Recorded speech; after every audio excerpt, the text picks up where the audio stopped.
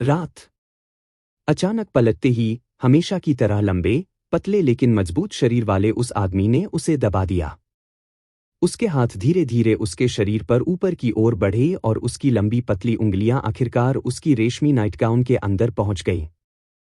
जैसे ही उसकी उंगलियां अपनी मंजिल तक पहुंचीं, अचानक उसकी अंडरपैंट उतार दी गई।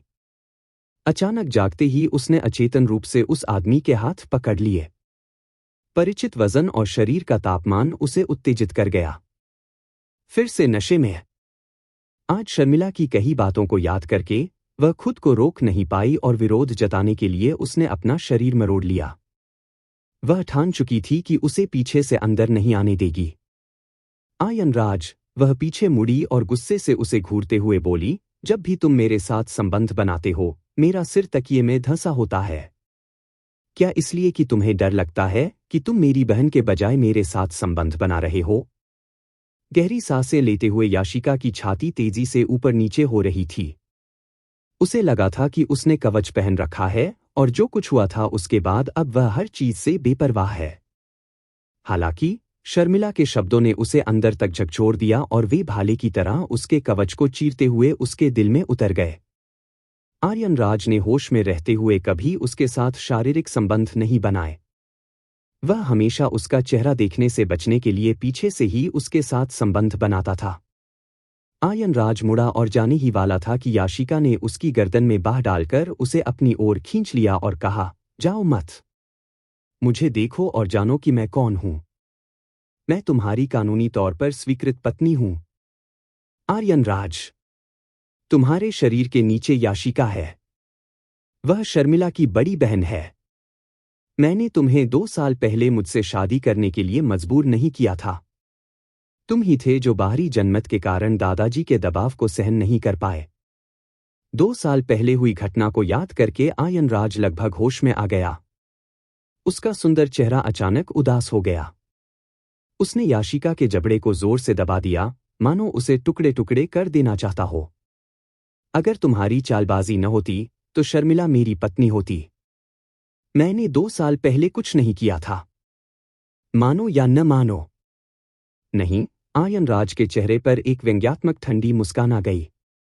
उस रात तुमने मुझे शराब पिलाई और फिर नशीली दवा दी। वरना तुम्हारे साथ शारीरिक संबंध बनाना मेरे लिए नामुमकिन था। और तो और, यह कितना अजीब संयोग था कि मैं होटल में फंस गई। अगर वह घटना न होती तो दादाजी मुझे परिवार की इज्जत बचाने के लिए तुमसे शादी करने के लिए जान से मारने की धमकी न देते। याशिका 11 साल से आयनराज से प्यार करती थी। सूर्यनगर के सभी लोग यह बात जानते थे। हालांकि सूर्यनगर के सभी लोगों को यह भी पता था कि आयनराज शर्मिला से प्यार करता था। सभी का मानना था कि याशिका ने शादी करवाने के लिए कुछ किया था। अपनी सारी कड़वाहट छुपाते हुए याशिका मुस्कुराई और गर्व से बोली, तो क्या हुआ? आखिरकार तुमने मुझसे शादी कर ही ली। मैं तुमसे प्यार नहीं करता। मैं तुमसे प्यार करने के लिए नहीं कहती। और इस घिसे-पिटे विवाह में मेरा प्यार लगभग खत्म हो जाता है, याशिका ने अपनी कायरता को छिपाने के लिए उन्माद में चिल्लाते हुए कहा। कायरता से उसे केवल थकावट और शर्मिंदगी ही मिलेगी। लोग सिर्फ उन्हीं चीजों की परवाह करते हैं जो उन्हें हासिल नहीं हुई है। दिखावा करना, भले ही हास्यास्पद और दयनीय लगे, कम से कम उनके बचे खुचे आत्मसम्मान को बचाने में मदद कर सकता है। आयनराज को गुस्सा आ गया, हालांकि उसे खुद भी नहीं पता था कि क्यों। वह कुछ देर के लिए पूरी तरह से होश में आ गया था। होश में आने के बाद यह पहली बार था जब उसने उसके कपड़े उतारे थे। क्या तुम मुझसे कह रही हो कि जब मैं तुम्हारे अंदर हूं तो मैं तुम्हारा चेहरा देखूं? ठीक है, जब तक तुम सहन कर सको। याशिका लगभग टूट चुकी थी। आर्यनराज ने उसे पहले कभी इतनी बेरहमी से नहीं मारा था। उसने उसके साथ ऐसा बर्ताव किया जैसे वह उसकी दुश्मन हो और उसे बेरहमी से पीटा। आर्यनराज, क्या तुम मुझे मारना चाहते हो? हाँ। मैं 2 साल से तुम्हें मारने का सपना देख रहा हूं। 2 साल पहले, शर्मिला के साथ सगाई से 1 दिन पहले, उसने उसका हाथ पकड़कर घर में घुस आए पत्रकारों से बेशर्मी से कहा, जो आपने देखा वही सच है। हम कल रात साथ सोए थे। यह मेरा पहला अनुभव था। तब से ही वह उसे जान से मारने का सपना देखता था।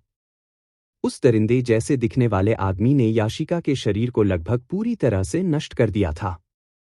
याशिका के शरीर में आराम से वीर्यपात करने के बाद आयन राज हमेशा की तरह नहाने के लिए बिस्तर से उठ गया। फिर से वह दूसरे कमरे में सोएगा। याशिका उठ बैठी। शर्मिला की कही बातों और 2 साल के उतार चढ़ाव भरे वैवाहिक जीवन पर थोड़ा सोचने के बाद उसने शांति से कहा, आर्यन, चलो तलाक ले लेते हैं। उसने रजाई खींची और अपने नग्न शरीर को ढक लिया। आह भरते हुए उसने कहा, 2 साल पहले हुई घटना की सारी जिम्मेदारी मैं अपने ऊपर ले लूंगी, हालांकि मैंने इसकी योजना नहीं बनाई थी। लेकिन अगर आप जिद करते हैं तो मैं जिम्मेदारी ले लूंगी। चलिए तलाक ले लेते हैं। याशिका ने कभी तलाक का जिक्र करने की हिम्मत नहीं की थी, मानो उसका अनमोल प्रेम, मानो यह शब्द बोलते ही टूट जाएगा। लेकिन अब वह जानती थी कि वह कभी उसके दिल में जगह नहीं बना पाएगी। उसका दिल पत्थर जैसा था, जो उसके प्यार से कभी पिघल नहीं सकता था। हालांकि उसकी आंखों से आंसू नहीं बहे, लेकिन नमकीन आंसू उसके दिल में और भी भारीपन के साथ समा गए। आंसुओं से भीगा हुआ उसका पहले से ही बेहद डरा हुआ दिल और भी ज्यादा दर्द से तड़प रहा था। आर्यन राज रुका और पीछे मुड़ा। उसने याशिका की मुस्कुराती हुई आंखें देखी। अचानक उसे याशिका का यह रूप बिल्कुल नापसंद आया। वह उदासीन थी। एक ठंडी मुस्कान के साथ उसने कहा, तलाक? क्यों? श्रीमती राज, आपके बगल वाला पद उस महिला को देना जिसे आप प्यार करती हैं, अच्छा है ना? वह अब भी बड़ी मुस्कान के साथ थी। जैसी आपकी इच्छा। फिर वह दरवाजा पटकते हुए चला गया, ठीक उसी तरह जैसे राज परिवार के उत्तराधिकारी को होना चाहिए। अगले दिन सुबह 10 बजे सुबह की नियमित बैठक के बाद जैसे ही आयन राज अध्यक्ष के कार्यालय में वापस लौटे, उनकी सचिव ने उन्हें भूरे रंग के कागज के पोर्टफोलियो के साथ रोक लिया और कहा, बॉस, यह मिसेज ने भेजा है। उसने जो पत्र प्राप्त किया था उसे खोलते ही उसकी नज़र तलाक समझौते के शब्दों पर पड़ी। फिर पोर्टफोलियो को मेज पर पटक दिया गया। बेहद चिढ़कर उसने कॉलर बैंड को जोर से नीचे खींचा और पहला बटन खोल दिया। कल रात से लेकर अब तक कई बार याशिका की वजह से वह गुस्से से भड़क उठा था। तलाक? उसने किस आधार पर तलाक की पहल करने की हिम्मत की? याशिका घर गई और अपने पिता को आयन राज से अपने तलाक के बारे में बताना चाहती थी। हालांकि घर में नौकर चाकर नजर नहीं आए। वह सीधे बलबीर सिंह के अध्ययन कक्ष में चली गई। अप्रत्याशित रूप से अध्ययन कक्ष के ठीक बाहर उसने वह बात सुन ली जो उससे हमेशा के लिए छिपी रहनी चाहिए थी। पिताजी, क्या अब मैं सिंह फैमिली की संपत्ति की इकलौती वारिस हूं? यह उसकी छोटी बहन की आवाज थी। बिल्कुल। याशिका और आयन राज की शादी को 2 साल हो चुके हैं और उसकी मां की वसीयत लागू हो चुकी है। कंपनी में उसकी मां के सारे शेयर अब आपके हैं और पिताजी की वसीयत भी निश्चित रूप से आपकी ही होगी। बहुत खूब। अगर उसकी मां की वसीयत न होती तो मैंने 2 साल पहले आयन राज के साथ उसकी अंतरंगता की साजिश न रची होती। वैसे उसकी मां को याशिका की सबसे ज्यादा फिक्र है और जाहिर है वो चाहती है कि याशिका अपने प्यार के साथ रहे। वैसे याशिका को बस आयन चाहिए। पिताजी, अब चूंकि मुझे उसकी मां के सारे शेयर मिल गए हैं, इसलिए मैं आयन को वापस चाहती हूं। मैं चाहती हूं कि उनका तलाक हो जाए। शर्मिला, अभी सही समय नहीं है। थोड़ा इंतजार करो। आर्यन याशिका से प्यार नहीं करता। तुम जानती हो। निश्चिंत रहो। नहीं, मुझे चिंता हो रही है। आयन ने शादी के बाद से हमेशा एक अच्छे पति के रूप में अपनी सार्वजनिक छवि बनाए रखी है और जानबूझकर मुझसे संपर्क करने से बचता है। अगर मैंने इसे ऐसे ही छोड़ दिया तो मैं उसे खो दूंगी। दरवाजे के बाहर उनकी बातें सुनकर उसे चक्कर आने लगा। उसका शरीर डगमगा गया। उसने बड़ी मुश्किल से खुद को जमीन पर गिरने से बचाया। उसके पिता ने उसकी मां द्वारा छोड़े गए शेयरों से उसे वंचित करने और उन्हें उसकी छोटी बहन को देने के लिए ही उसकी शादी और घोटाले की साजिश रची थी। अब उनके पास शेयर थे और वे चाहते थे कि वह तलाक ले ले। उन्होंने अपनी सारी संपत्ति उसकी छोटी बहन के नाम कर दी। उसका क्या? बाद में पता चला कि वह न तो कभी राज फैमिली की सदस्य थी और न ही सिंह फैमिली की। पीछे मुड़कर उसने खुद को संभालने की कोशिश की, हालांकि उसका दिल बुरी तरह दुख रहा था और दर्द से उसकी सांसें लगभग रुक गई थीं। वह पूरी तरह कमजोर हो गई थी। वह बस रेलिंग का सहारा लेकर सीढ़ियों से नीचे उतर सकी। वह उन्हें फिर कभी उसका फायदा उठाने नहीं देगी। वह अब कभी भी उन्हें बिना कीमत चुकाए उसका फायदा उठाने नहीं देगी। फिर कभी नहीं। वह अभी अभी बाहर निकली थी और उसने एक टैक्सी ली। आयन राज ने फोन किया, मैं नागरिक मामलों के ब्यूरो में हूं, तुम अभी यहां आ जाओ। तलाक के बारे में मैं अपने शब्द वापस लेता हूं। याशिका, तुमने मुझे बेवकूफ बनाया। याशिका की सांसें अभी तक वापस नहीं आई थीं। हालांकि फोन की आवाज तेज थी, लेकिन ऑक्सीजन की कमी के कारण कानों में बजने वाली तेज आवाज से वह पूरी तरह से बेहाल थी और उसे कुछ भी साफ सुनाई नहीं दे रहा था। वह चीखे बिना नहीं रह सकी, आर्यन राज, ऐसा सपने में भी मत सोचो। मैं तुम दोनों को हमेशा साथ नहीं रहने दूंगी। अगर एक दिन मेरी मृत्यु भी हो गई तो मैं श्रीमती राज बनकर ही मरूंगी। मरने के बाद भले ही मेरे शरीर से बदबू आए, मैं तुम्हारे बगल में ही रहूंगी। मुझे परवाह नहीं कि तुम मुझसे प्यार करते हो या नहीं। इसकी परवाह सिर्फ मुझे है। मेरा प्यार तो बहुत पहले ही खत्म हो चुका है। मैं शर्मिला की पीड़ा देखूंगी। उसे कभी वो आदमी नहीं मिलेगा जिससे वो प्यार करती है। उसकी पीड़ा ही मेरी इच्छा है। मैं चाहती हूं कि वो मेरे सामने घुटने टेककर तुमसे भीख मांगे, लेकिन मैं नहीं मानूंगी। मैं उसकी पीड़ा को तब तक देखना चाहती हूं जब तक वो तड़प कर मर न जाए। याशिका ने फोन काट दिया। वह पागल हो गई थी। गुस्से से बेकाबू हो गई थी। उसका पूरा शरीर कांप उठा। उसका दिल मानो टुकड़ों में बिखरने वाला था। याशिका की चीख सुनकर वह भले ही स्तब्ध रह गया हो, लेकिन वह अपने गुस्से को रोक नहीं पाया। 2 साल के उतार चढ़ाव भरे वैवाहिक जीवन में उसके अंदर जमा सारी सनक पहली बार फूट पड़ी। वह जानता था कि याशिका और शर्मिला के बीच अच्छे संबंध नहीं थे क्योंकि उनकी माता एक नहीं थी, हालांकि पिता एक ही थे। धनी और शक्तिशाली परिवारों में यह आम बात है। इसलिए पिछले 11 वर्षों के दौरान याशिका का हाई प्रोफाइल प्रेम प्रसंग और पीछा करना उसकी बहन से बदला लेने जैसा ही था। उसके दिल में मानो परमाणु बम फट गया हो। उसने धीरे धीरे अपनी मुट्ठियां जोर से भींच लीं और तब भी नहीं रुका जब अत्यधिक दबाव के कारण उसके हाथ सफेद पड़ गए। रात। डब्ल्यू वेस्टर्न रेस्टोरेंट के दुकान के साइन बोर्ड के चारों ओर नियॉन लाइटें तेजी से चमक रही थीं। ऊंची एड़ी के जूते पहने हुए याशिका सीधे उस मेज की ओर चली गई जहां आयन राज इस समय शर्मिला के साथ रात का खाना खा रही थी। उसे पास आते देख आयन राज बिल्कुल शांत रहा। उसके चेहरे पर जरा भी घबराहट नहीं दिखी। उसके चेहरे पर सिर्फ उदासीनता और अलगाव का भाव ही झलक रहा था। शर्मिला के चेहरे पर एक उत्तेजक मुस्कान थी। याशिका ने यह देखा। आयन राज से उसकी शादी को 2 साल हो चुके थे। फिर भी आयन राज ने उसे कभी खाना नहीं खिलाया था। पहले तो वह इसे बर्दाश्त कर लेती थी, लेकिन अब वह ऐसा नहीं कर पाएगी। उसने आयन राज का रेड वाइन का गिलास उठाया, शर्मिला के गिलास को नजाकत से छुआ और एक घूंट लेते हुए कहा, जन्मदिन मुबारक हो। शर्मिला ने कोमल स्वर में कहा, धन्यवाद मेरी बहन। याशिका ने अपनी भौहें उठाते हुए कहा, मेरा पति हमारी वैवाहिक संपत्ति से तुम्हारा सत्कार कर रहा है। तकनीकी रूप से देखा जाए तो मैंने भी तुम्हारा सत्कार किया है, इसलिए मैं तुम्हारी कृतज्ञता की पात्र हूं। शर्मिला का चेहरा पीला पड़ गया और उसने आयन राज का सहारा लिया। हालांकि उसने ऐसा दिखाया जैसे उसने कुछ देखा ही न हो और बड़े सलीके से अपना गोमांस का टुकड़ा काटा। बहन, आपका ऐसा कहना उचित नहीं है। जब आपने आयन से शादी की थी तब आपका दहेज नाम मात्र का था।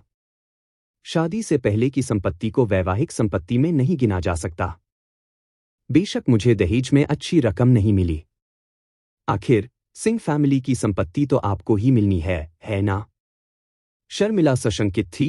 बहन, शराब तो महंगी है, फिर भी मैं इसे यूं ही बर्बाद करना चाहती हूं, यह कहते हुए याशिका ने बोतल में बची शराब शर्मिला के चेहरे पर छिड़क दी और उसे एक शरारती मुस्कान दी। क्या तुम मुझे यहाँ बुलाकर परेशान कर रही हो? तुम्हारी जन्मदिन की इच्छा पूरी हो गई है। तुम जरूर खुश हो, है ना? शर्मिला चीखी और जल्दी से खड़ी हो गई। अपने चेहरे पर लगी शराब को पोंछने के लिए उसने कागज के तौलिए एक के बाद एक खींचे और बोली, हे भगवान! याशिका, तुम पागल हो गई हो। शर्मिला की बातों की परवाह न करते हुए याशिका ने गिलास नीचे रख दिया। तभी आयन राज ने उसके हाथ पकड़ लिए। उसने ठंडी आवाज में कहा, शर्मिला से माफी मांग लो। शर्मिला? कितना करीबी रिश्ता है। नहीं, क्षमा मांगना। शर्मिला ने दयनीय भाव से आयन राज के हाथों को छुड़ाने की कोशिश करते हुए कहा, आर्यन, कोई बात नहीं। इससे कोई फर्क नहीं पड़ता। शायद बहन का आज मूड ठीक नहीं है। चेहरे पर कोई भाव न दिखाते हुए वह याशिका को जाने देने के मूड में नहीं था, क्योंकि उसने जो किया वह उसका पूरा फायदा उठाना और उसे अपने बदले के लिए एक हथियार के रूप में इस्तेमाल करना था। भला वह उसे कैसे जाने दे सकता था? शर्मिला से माफी मांगो। जैसे जैसे आयन राज शर्मिला की परवाह करने लगा, याशिका की माफी मांगने की इच्छा कम होती गई। शराब पी जाए या गिर जाए, कोई फर्क नहीं पड़ता। यह या तो उसके शरीर में है या उसके ऊपर है और उसी की है। मैं गलत नहीं हूं और मुझे माफी मांगने की जरूरत नहीं है। दूसरों के मना करने के बावजूद आयन राज ने याशिका को जबरदस्ती बाहर घसीटा और उसे कार में फेंक दिया। फिर उसने दरवाजा बंद किया और कार के साथ तेजी से आगे बढ़ गया। आर्यन राज, मुझे उतरने दो। याशिका, तुम मुझसे शारीरिक संबंध बनाने के लिए कह रही हो। 2 साल से शादीशुदा आयन राज ने याशिका से कभी झगड़ा नहीं किया क्योंकि वह ऐसा करना पसंद नहीं करता था। हालांकि याशिका के दिल में अपनी जगह के बारे में सोचकर वह गुस्से से भर उठा। दिन भर नकारात्मक विचारों से घिरी याशिका का मन कर रहा था कि वह फूट पड़े और बोले, हाँ, मुझे बस जबरदस्त सेक्स चाहिए। ये सब इसलिए है क्योंकि तुम एक अच्छे पति नहीं हो। अपने मुंह के दाहिने कोने को थोड़ा ऊपर खींचते हुए वह अब बेहद खतरनाक लग रहा था। शहर के बाहरी इलाके में एक सुनसान रास्ते पर जाने के बाद कार रुक गई। याशिका डरने लगी। आयन राज, तुम क्या करने वाले हो? याशिका ने सुरक्षा बेल्ट को कसकर पकड़ लिया और आयन राज उसके ऊपर आकर बोला, मेरी योजना क्या है? एक योग्य पति बनकर तुम्हारे साथ संबंध बनाना, तुम्हारी यौन असंतुष्टि को दूर करना। कार बुरी तरह हिल रही थी और उसमें से एक महिला की चीख लगातार सुनाई दे रही थी, लेकिन किसी ने भी उसे नहीं सुना। आयन राज, मैं तुमसे बहुत प्यार करती हूं, लेकिन तुम इस बात को समझ नहीं पाते और एक धूर्त औरत से प्यार करना पसंद करते हो। तुम बिल्कुल अंधे हो। अब आयन राज को याशिका के मुंह से निकले एक भी शब्द पर विश्वास नहीं था। उसका तथाकथित प्यार शर्मिला के लिए सिर्फ बदला लेने का एक जरिया था। याशिका ने सुरक्षा बेल्ट को कसकर पकड़ लिया और आयन राज उसके ऊपर आकर बोला, मेरी योजना क्या है? एक योग्य पति बनकर तुम्हारे साथ संबंध बनाना, तुम्हारी यौन असंतुष्टि को दूर करना। कार बुरी तरह हिल रही थी और उसमें से एक महिला की चीख लगातार सुनाई दे रही थी, लेकिन किसी ने भी उसे नहीं सुना। आयन राज, मैं तुमसे बहुत प्यार करती हूं, लेकिन तुम इस बात को समझ नहीं पाते और एक धूर्त औरत से प्यार करना पसंद करते हो। तुम सच में अंधे हो। अब आयन राज को याशिका के मुंह से निकले एक भी शब्द पर विश्वास नहीं था। उसका तथाकथित प्यार शर्मिला के लिए सिर्फ बदला लेने का एक जरिया था। असली साजिश रचने वाली महिला तो याशिका थी। यह सोचकर उसने उसे सजा के तौर पर और भी जोर से धक्का दिया। मैं किससे प्यार करूंगा, इसमें तुम्हारा कोई दखल नहीं है। याशिका के पास दांत पीसते हुए उसकी हिंसा को सहने के अलावा कोई विकल्प नहीं था। अचानक एक रिंगटोन बजी। यह आयन राज की रिंगटोन थी और फोन पर सीधे बलबीर सिंह का नाम दिखाई दिया। आर्यन राज अभी भी याशिका में था। उसने फोन उठाया और दूसरी तरफ से एक अधेड़ उम्र का आदमी रोते चिल्लाते हुए चिल्ला रहा था, आर्यन, आर्यन, शर्मिला ने आत्महत्या कर ली है और मरने से पहले वह तुमसे मिलना चाहती है। आयन राज के लिए यह पहली बार था जब वह यौन संतुष्टि प्राप्त किए बिना रुक गई थी। कार तेजी से शहर की ओर वापस भागी। याशिका अपनी उंगलियों से खेलती हुई व्यंग्यात्मक मुस्कान के साथ बोली, अगर तुम इतनी तेज रफ्तार से गाड़ी चलाती रही तो शर्मिला से पहले हम दोनों कार दुर्घटना में मर सकते हैं। शायद हम शर्मिला की दखलंदाजी के बिना एक भूत जोड़े बन सकते हैं। याशिका की व्यंग्यात्मक मुस्कान आयन राज के लिए लक्ष्य पूरा होने की जीत का प्रतीक थी। उसकी बहन मर रही थी। क्या यह उसके बदले का अंत होगा? चुप रहो। चिंतित हो? डरे हुए हो? क्या तुम्हें इस बात का डर है कि तुम उसे जीवन भर नहीं देख पाओगे? याशिका, तुम बहुत निर्दयी हो। वह तुम्हारी छोटी बहन है। मेरी माँ ने तो सिर्फ मुझे जन्म दिया है। अचानक मेरी एक छोटी बहन कैसे आ गई? याशिका को यह बात पूरी तरह से समझ आ गई थी कि शर्मिला के लिए सचमुच आत्महत्या करना नामुमकिन था। वह इतनी शातिर औरत थी कि अपने प्रिय को किसी दूसरी औरत के साथ बिस्तर पर भेजने तक को तैयार थी। भला वह क्या नहीं कर सकती थी? इतना ही नहीं, वह अब भी आयन राज को पाना चाहती थी। आत्महत्या की बात करें तो यह आयन राज को धोखा देकर तलाक लेने की एक चाल मात्र थी। याशिका अस्पताल नहीं गई। आर्यन राज अकेले ही वहां गई थी। आयन राज 3 दिन तक घर नहीं लौटी और इन्हीं दिनों में याशिका को लगातार उल्टी होती रही। उसके मुंह में कड़वा स्वाद बना रहा और उसका गला सूज गया और उसमें दर्द होने लगा। तब वह यह पता लगाने के लिए अस्पताल आई कि आखिर क्या हुआ है। पता चला कि वह गर्भवती थी और उसके गर्भ में जुड़वां बच्चे पल रहे थे। जुड़वां बच्चे? मुझे बताओ कि यह भगवान द्वारा किया गया सिर्फ एक मजाक था। गहरी नफरत ने आर्यन राज को उससे अलग कर दिया था। उसके लिए उसके बच्चे पैदा करना शायद ही अच्छा होता। परीक्षा पत्र को हाथों में कसकर पकड़े हुए वह बिना किसी उद्देश्य के गलियारे में इधर उधर घूम रही थी। उसे समझ नहीं आ रहा था कि आगे क्या करे।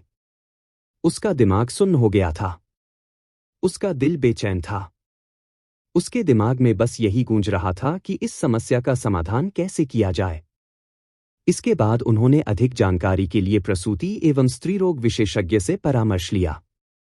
उसके हाथों के पास ढेर सारे मेडिकल रिकॉर्ड पड़े थे, फिर भी डॉक्टर ने सिर उठाकर कहा, क्या आप गर्भवती हैं? क्या आप बच्चे चाहती हैं?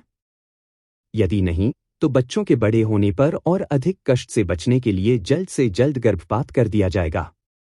गर्भपात शब्द सुनते ही याशिका कांप उठी और मानो किसी भूत से सामना हो गया हो, वह दौड़कर अस्पताल से बाहर निकल गई। अस्पताल से बाहर निकलते ही वह पत्थर की सीढ़ियों पर गिर पड़ी। उसने अपना चेहरा हाथों से ढक लिया और फूट फूट कर रोने लगी। अगर जुड़वां बच्चे 2 साल के उतार चढ़ाव भरे वैवाहिक जीवन का मुआवजा थे, तो वह सब कुछ भुलाकर अब से अपना नया जीवन शुरू करने को तैयार थी। उसे संभलने में काफी समय लगा। उसने अपना फोन निकाला और आयन राज को फोन किया, आर्यन, आज घर आओ और साथ में खाना खाओ। मुझे तुमसे बात करनी है। वह अभी तक ठीक नहीं हुई है। मुझे इससे भी ज्यादा महत्वपूर्ण काम निपटाने हैं। इसे खुद ही संभाल लो। मैं इंतजार करूंगा। अगर तुम नहीं आए तो मैं जाकर शर्मिला की ऑक्सीजन ट्यूब निकाल दूंगा।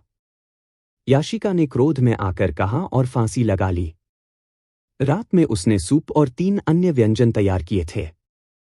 शादी के बाद से उन दोनों ने कभी भी शांति से साथ में खाना नहीं खाया था। अब उनके बच्चे थे और वह उनके साथ सौहार्दपूर्ण पारिवारिक संबंध बनाए रखना चाहती थी। मेज पर गर्मागर्म व्यंजन तैयार थे। जैसे ही ताले की आवाज आई, याशिका दौड़कर दरवाजे की ओर गई। अंदर आते हुए आदमी को देखकर उसने खुशी से मुस्कुराया। लेकिन आयन राज ने उसे उदासीन और थका हुआ चेहरा दिखाया। उनकी लंबी कदकाठी याशिका के पास से गुजरी, जिससे अस्पताल के कीटाणुरहित पानी की गंध फैल गई। ऊपर जाते हुए उन्होंने कहा, मैं अस्पताल वापस आने से पहले स्नान करूंगा और कल मैं तुम्हें लेने आऊंगा और तलाक ले लूंगा। जैसे ही तलाक जैसे ठंडे शब्द का जिक्र हुआ, गर्मागर्म पकवान मजाक बन गए। याशिका नीचे खड़ी इंतजार कर रही थी। उसने चप्पलें पहन रखी थीं और गुलाबी क्वार्ट्ज से बना एक फालबाला एप्रन ओढ़ा हुआ था। इन दिनों उसका वजन कम हो गया था और वह पहले से ज्यादा सुंदर लग रही थी। उसकी आंखें भी पहले से बड़ी लग रही थीं। वह सीढ़ियों के ऊपरी सिरे की ओर देख रही थी। आयन राज नहाने और कपड़े बदलने के बाद नीचे गया। जब वह याशिका के पास से गुजरा तो याशिका ने उसे रोककर कहा, आज रात घर पर ही रहो, मुझे तुमसे कुछ बात करनी है। अस्पताल में सहायक मौजूद हैं। अब वह मेरे बिना नहीं रह सकती। मैं भी तुम्हारे बिना नहीं रह सकता। याशिका की मुट्ठी को जबरदस्ती खोलते हुए आयन राज ने उत्तर दिया, याशिका, तुम मेरे लिए नहीं मरोगी। उसे इतना दर्द हुआ कि वह अपने पंजों पर खड़ी हो गई।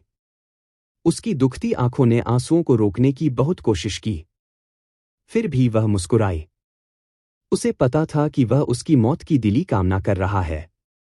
उससे प्यार करना बहुत मुश्किल था, फिर भी वह इसे बर्दाश्त कर रही थी। आखिर वह और क्या सह सकती थी?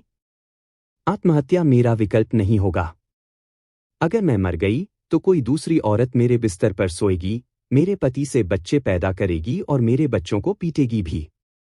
मेरी मौत से कोई फायदा नहीं होगा और मैं तब भी चैन से नहीं रहूंगी, चाहे मैं भूत ही क्यों न बन जाऊं। याशिका के हाथों को झटकते हुए आयन राज ने उदासीनता से कहा, दूर हटो। आयन राज तुरंत अस्पताल के लिए रवाना हो गया। हालांकि उसके पहुंचने के महज 10 मिनट बाद ही याशिका भी अस्पताल पहुंच गई। उसके कपड़े नहीं बदले थे और वह अब भी वही एप्रन और चप्पल पहने हुए थी, जिससे वह अस्पताल में एक अजनबी सी लग रही थी। शर्मिला के बिस्तर के पास खड़ी होकर उसने आयन राज की ओर मुड़कर कहा, मेरे साथ घर चलो। वह वास्तव में आत्महत्या नहीं कर रही है। बिस्तर पर आंखें बंद करके लेटी महिला की ओर इशारा करते हुए आयन राज ने धीमी आवाज में कहा, याशिका, वह तुम्हारी छोटी बहन है और आप मेरे पति हैं। उसकी देखभाल उसके माता पिता खुद करते हैं। आप किस पहचान के बल पर यहां उपस्थित हैं? याशिका गुस्से से भर उठी और उसने अपनी मुट्ठियां भींच ली। चेहरे पर व्यंग्यात्मक मुस्कान लिए आयन राज ने कहा, मेरी पहचान? क्या आप नहीं जानते? याशिका ने अपने होंठ काट लिए। बेशक वह जानती थी। शर्मिला ही वह अकेली थी जिससे वह शादी करना चाहता था। 2 साल पहले उसे उससे जबरन शादी करनी पड़ी थी। उसने शादी तोड़ने का फैसला कर लिया था, लेकिन अब वह गर्भवती हो गई थी। उसे अपने बच्चों के लिए लड़ना पड़ा और आखिरकार उसे उनके लिए एक पिता मिल गया। अब से आर्यन राज को अपनी शादी में मौजूद रहना होगा और एक पिता की भूमिका निभानी होगी। चाहे तुम उससे प्यार करो या न करो और चाहे तुमने उससे कितना भी प्यार किया हो, तुम फिर भी मेरे पति हो और हमेशा मेरे साथ रहोगे। याशिका, क्या तुम्हारे लिए मुझे अपने साथ रहने के लिए मजबूर करना इतना जरूरी है? क्या तुम्हारे लिए शर्मिला को प्रताड़ित करना इतना मायने रखता है? हाँ, आर्यन राज को अपने साथ रहने के लिए मजबूर करके ही उसके बच्चों को उनके पिता और एक पूरा परिवार मिल सकता था। याशिका के जवाब से आयन राज दुखी हो गया। अब उसे यकीन हो गया था कि वह याशिका के बदले की भावना का सिर्फ एक मोहरा था। भला वह उसे ठीक कैसे होने देता? मैं तुम्हें तुम्हारी इच्छा पूरी नहीं करने दूंगा। याशिका, शर्मिला मेरी प्रेमिका है। उसके ठीक होने के बाद मैं तुम्हें तलाक देकर उससे शादी कर लूंगा। मैं तुमसे ये कह रहा हूं, पूछ नहीं रहा। सूर्यनगर में तुम शायद शर्मिला को हरा सको, लेकिन मेरे लिए, आर्यन राज के लिए, ये नामुमकिन है। उन कठोर शब्दों को बोलकर आर्यन राज को आखिरकार थोड़ी राहत मिली। वह खुद को प्रतिशोध के हथियार के रूप में ऐसी दयनीय भूमिका में नहीं पड़ने देगा। याशिका ने लगातार गहरी सांसें ली। ऑक्सीजन के कण उसके लिए टूटे हुए कांच के टुकड़ों जैसे थे। हर सांस के साथ वे उसके फेफड़ों में चुभ रहे थे। बहुत दर्द हो रहा था। बलबीर थॉमस और शर्मिला की मां वामिका भी वहां मौजूद थी। वामिका ने मुस्कुराते हुए आर्यन राज को समझाने का नाटक किया, आर्यन, गुस्सा मत करो। भले ही याशिका ने शर्मिला को अपनी बहन की तरह नहीं माना, लेकिन इससे कोई फर्क नहीं पड़ता। बड़ी होकर वह समझदार औरत बन जाएगी। आखिर वे बहनें थीं और कहावत है ना, खून का रिश्ता पानी के रिश्ते से ज्यादा मजबूत होता है। इन शब्दों से यह संकेत मिलता है कि शर्मिला अपने प्रियजनों को महत्व देता था जबकि याशिका स्वार्थी थी और दूसरों की परवाह नहीं करती थी। याशिका धीरे धीरे बहकती जा रही थी। यहाँ के लोग कितने घिनौने थे। उन्होंने उसकी माँ के शेयर हड़प लिए, उसकी बदनामी की साजिश रची और उसके पति की उससे नफरत का फायदा उठाया। और अब वे उसके बच्चों के पिता को उससे छीनने की योजना बना रहे थे। वह ठीक नहीं थी और उन्हें भी ठीक नहीं रहने देगी। शर्मिला के बिस्तर की ओर दौड़ते हुए याशिका ने अपने हाथ से सुई को जोर से खींचकर निकाल दिया। बिस्तर पर बेहोशी का नाटक करते हुए शर्मिला ने याशिका की इस हरकत पर एक पल के लिए भौहें चढ़ाई और फिर अपनी बेहोशी का नाटक जारी रखा। आयनराज ने याशिका को दूर धकेल दिया और क्रोधित हो गया। याशिका, तुम्हारी हिम्मत कैसे हुई शर्मिला को चोट पहुंचाने की? अचानक हुए हमले में याशिका बिस्तर के नीचे बने स्टैंड से टकरा गई। उसने देखा कि उसका पति उसे दूसरी औरत की रक्षा करने के लिए दुश्मन समझ रहा है। एक कड़वी मुस्कान के साथ याशिका ने पूछा, आयनराज, क्या तुम कभी अपने प्यार को गहराई से जान पाते हो? वह तुमसे कहीं बेहतर है। भले ही उसने तुम्हें चोट पहुंचाई हो, तुम्हें परवाह नहीं होगी, है ना? क्या तुम अब भी उससे प्यार करोगे? लगातार कई आक्रामक सवालों से घिरे आयनराज चिढ़ गए। उन्हें याशिका से नफरत थी। आखिर किस तरह की नफरत इस औरत को अपनी बहन से लगातार 11 साल तक किसी भी कीमत पर लड़ने के लिए मजबूर कर रही थी? और वह खुद को भी एक उपकरण के रूप में इस्तेमाल कर रही थी। अगर उसने मुझे चोट पहुंचाई भी है तो क्या हुआ? मैं अब भी उससे प्यार करता हूं और तुमसे नफरत करता हूं। आर्यनराज को बहुत अच्छा लग रहा था। उसने देखा कि याशिका की आंखों की चमक धीरे धीरे कम होती जा रही है। यह एक हारे हुए व्यक्ति का काम था। वह जीता। याशिका ने गहरी सांस छोड़ते हुए अपने कंधे झुका लिए। वह हार गई थी। पूरी तरह हार गई थी। वह एक पराजित मुर्गे की तरह थी। शायद शर्मिला के साथ आयनराज का रिश्ता ही सच्चा प्यार था। असल में वह उन दोनों के बीच एक अवांछित तीसरी व्यक्ति थी। अवांछित व्यक्ति तीसरा व्यक्ति था। उसके प्यार का क्या मतलब था? वह उससे इतना गहरा प्यार करती थी कि उसकी कमर झुक गई थी। अब वह अपनी कमर सीधी करना चाहती थी। लेकिन उसकी कमर इतने लंबे समय तक झुकी रही कि उसका दिल और फेफड़े सीधी स्थिति के आदी नहीं हो पाए थे। वे बुरी तरह टूट रहे थे। सच में, याशिका जोर से हंस पड़ी। क्या तुम्हें पता है कि 2 साल पहले हमारे घोटाले की साजिश किसने रची थी? बलबीर थॉमस और वामिका के चेहरे उसकी बातों से पीले पड़ गए। और शर्मिला की पलकें भी कांपती रहीं, हालांकि वह बिस्तर पर बेहोशी का नाटक कर रही थी। याशिका की ओर दौड़ते हुए बलबीर थॉमस ने उसके चेहरे पर जोरदार थप्पड़ मारा। हमला अचानक और जबरदस्त था। याशिका को कुछ समझ नहीं आया और वह लड़खड़ाते हुए दीवार की ओर पीछे हट गई। ऊपर से उसके कानों में हल्की सी झंझनाहट भी हो रही थी। अब उसे सिर्फ बलबीर थॉमस के ताने सुनाई दे रहे थे, तेरी बहन मर रही है, लेकिन तू यहां बवाल मचाने को बेताब है। कितना निर्दयी है। अगर यहां सिर्फ मिलने नहीं आई है तो चली जा। याशिका की ओर दौड़ते हुए वामिका ने उसे धक्का दिया और लात मारते हुए कहा, तुम बचपन से ही अच्छी बड़ी बहन नहीं रही हो। और अब तो तुम उसकी मौत की दिली कामना कर रही हो, है ना? तुम कितनी निर्दयी हो। तुम कभी यह क्यों नहीं सोचती कि मैंने तुम्हें अपने बच्चे की तरह पालने में कितनी मेहनत की है? बलबीर थॉमस ने याशिका की कलाई पकड़कर उसे बाहर खींचने की कोशिश की। निकल जाओ। अब से मैं तुम्हें अपनी बेटी मानने का नाटक नहीं करूंगी। याशिका बलबीर थॉमस का हाथ छुड़ाने की पूरी कोशिश कर रही थी, तभी वामिका उसे बाहर खींचने के लिए उसके साथ आ गई।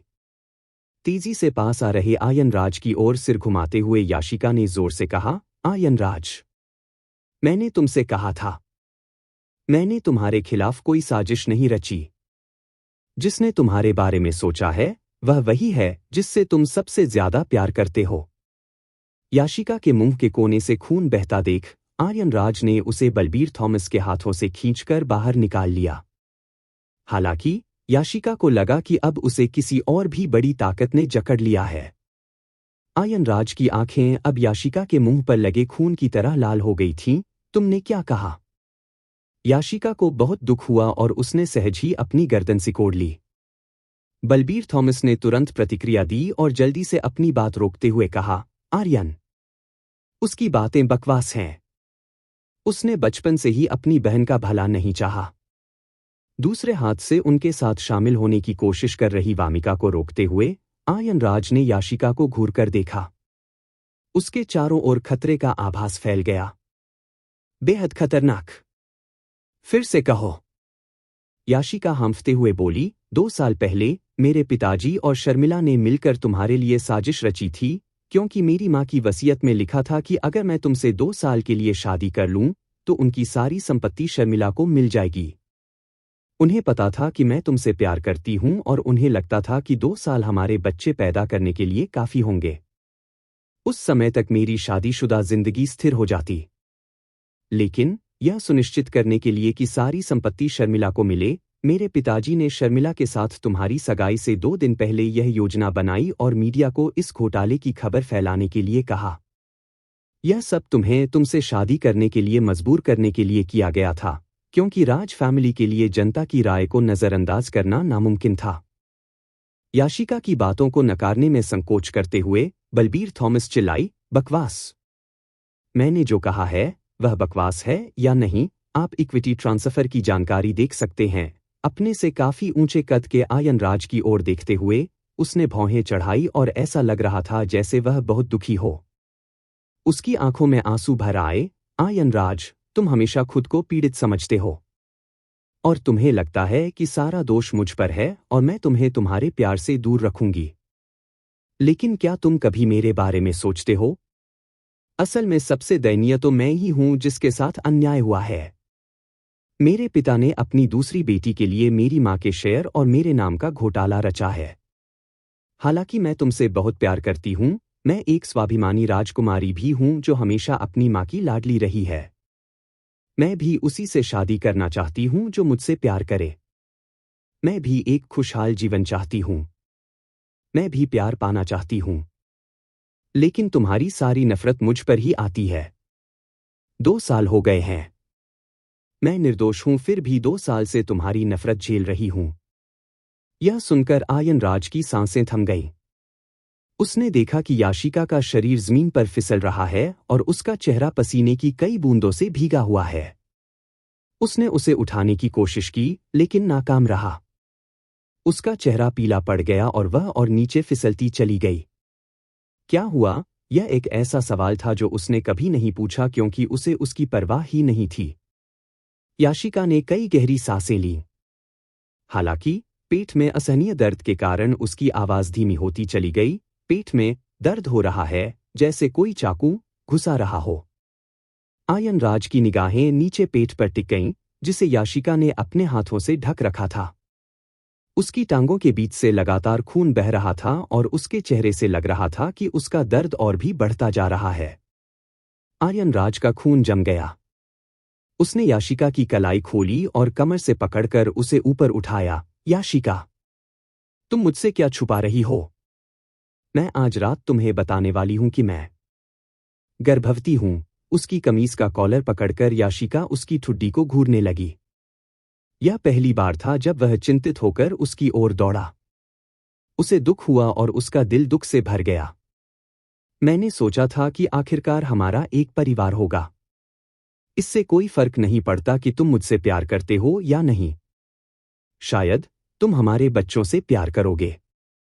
शुरुआत में शायद न करो, लेकिन बाद में अपने छोटे रूप को देखकर जरूर प्यार करने लगो।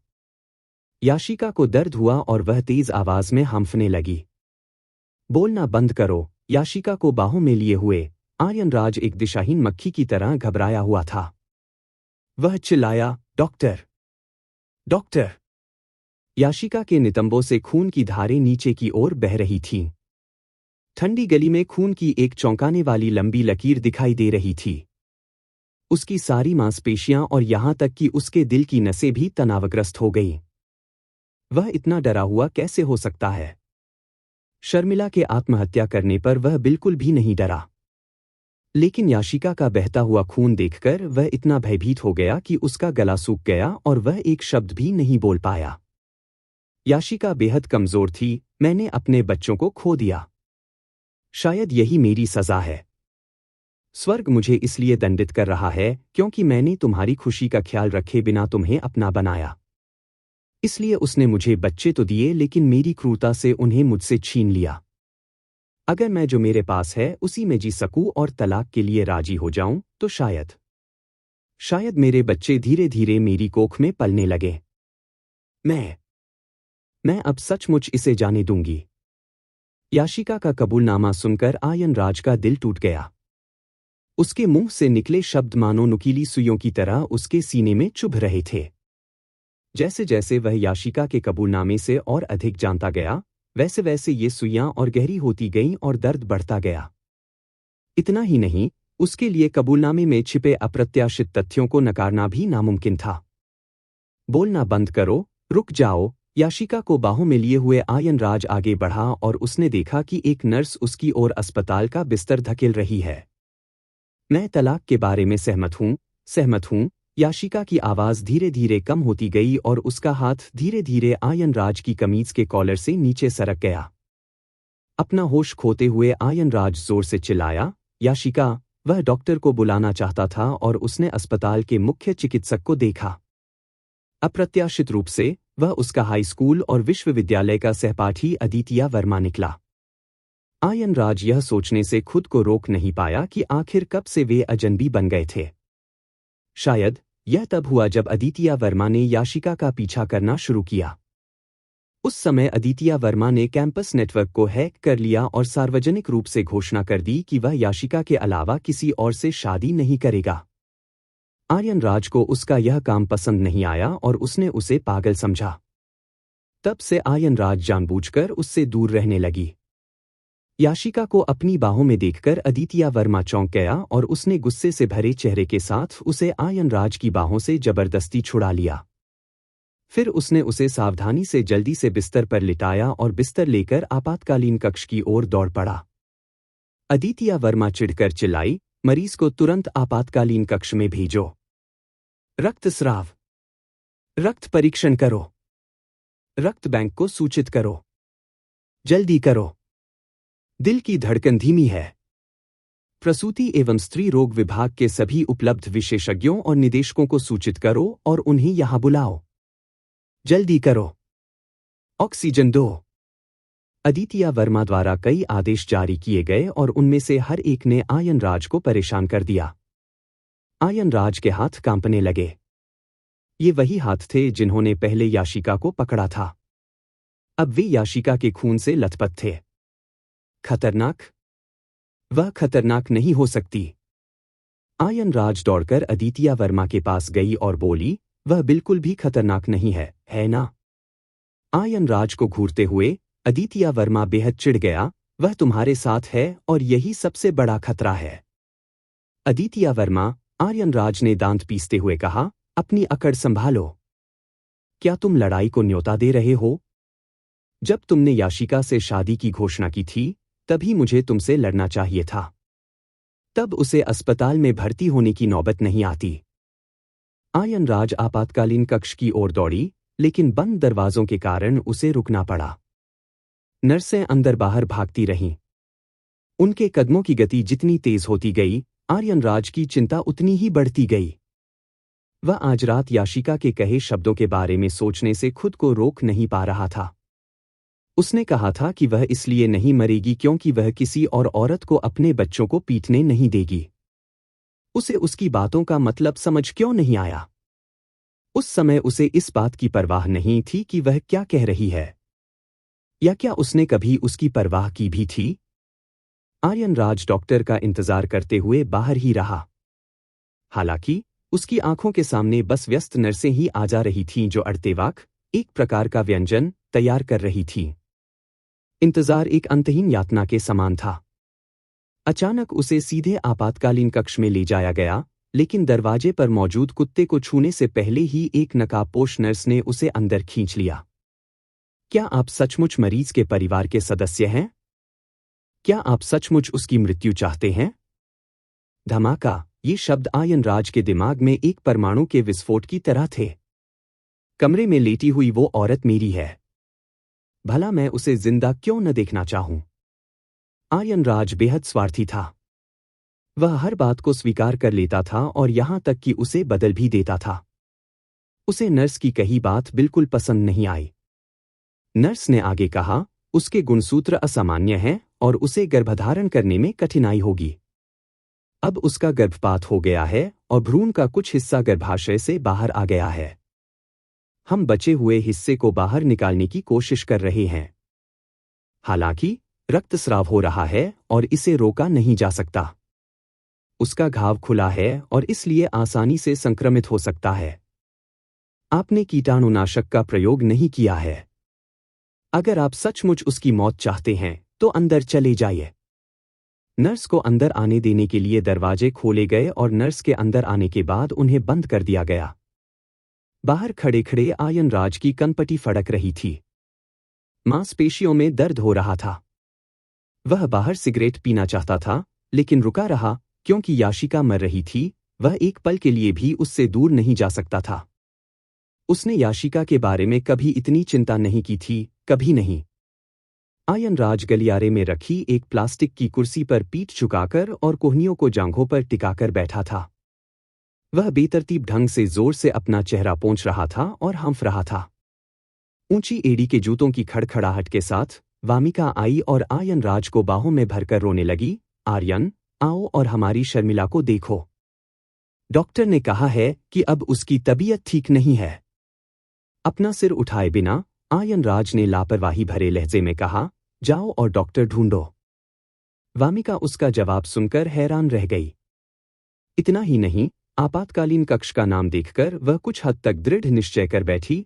आर्यन, पहले तो शर्मिला की हालत सुधर रही थी, लेकिन डॉक्टर के मुताबिक उसके साथ कुछ बेहद अप्रिय घटनाएं हुईं और वह फिर से कोमा में चली गई। याशिका को इसका दोष अपने ऊपर लेना चाहिए। उससे जल्द से जल्द तलाक ले लो। चूंकि आयन राज पर शर्मिला का जीवनदान था और जैसा कि सभी जानते थे कि वह उससे प्यार करता था, इसलिए वामिका ने स्वाभाविक रूप से सारा दोष याशिका पर डाल दिया। आर्यन राज गुस्से से उबल रहा था। उसने एक लंबी गहरी सांस ली और अपना सिर दीवार से टिका लिया। वह अधीर था और उसने बेपरवाही से जवाब दिया, दफा हो जाओ। क्या? मुझे यह बात दोबारा कहने पर मजबूर मत करो, वरना मेरे बेटे की जान की कीमत किसी को चुकानी पड़ेगी। आयन राज ने इसे जोर से नहीं कहा या कुछ हद तक धीमी आवाज में कहा, फिर भी उसकी धीमी आवाज से ही हत्या का इरादा झलक रहा था। वामिका डर गई और चुप हो गई। हालांकि कुछ देर बाद उसने हिचकिचाते हुए पूछा, आपको कैसे पता चला कि लड़का है? याशिका जैसी स्त्री लड़के को जन्म कैसे दे सकती है? वामिका की ओर मुड़ते हुए आयन राज ने शूरा की तरह उसे घृणा से घूरते हुए कहा, भले ही यह लड़की हो, लेकिन यह मेरी आयन राज की बेटी है। तुम उसके पैर की उंगलियों को छूने के भी लायक नहीं हो। आर्यन राज का गुस्सा हर शब्द के साथ बढ़ता जा रहा था। वह तुरंत खड़ा हुआ, वामिका के कंधों को जबरदस्ती पकड़ा और उसे दीवार से धक्का दे दिया। यह मेरी बेटी की जिंदगी है। आप यह कैसे सोच सकते हैं कि मुझे वह व्यक्ति नहीं मिलेगा जो इसके लिए भुगतान करे? आर्यन राज की बातें सुनकर वामिका कांप उठी। आर्यन, तुम्हारी चाची को अब शर्मिला की देखभाल करनी है। अपनी चाची को छोड़ दो।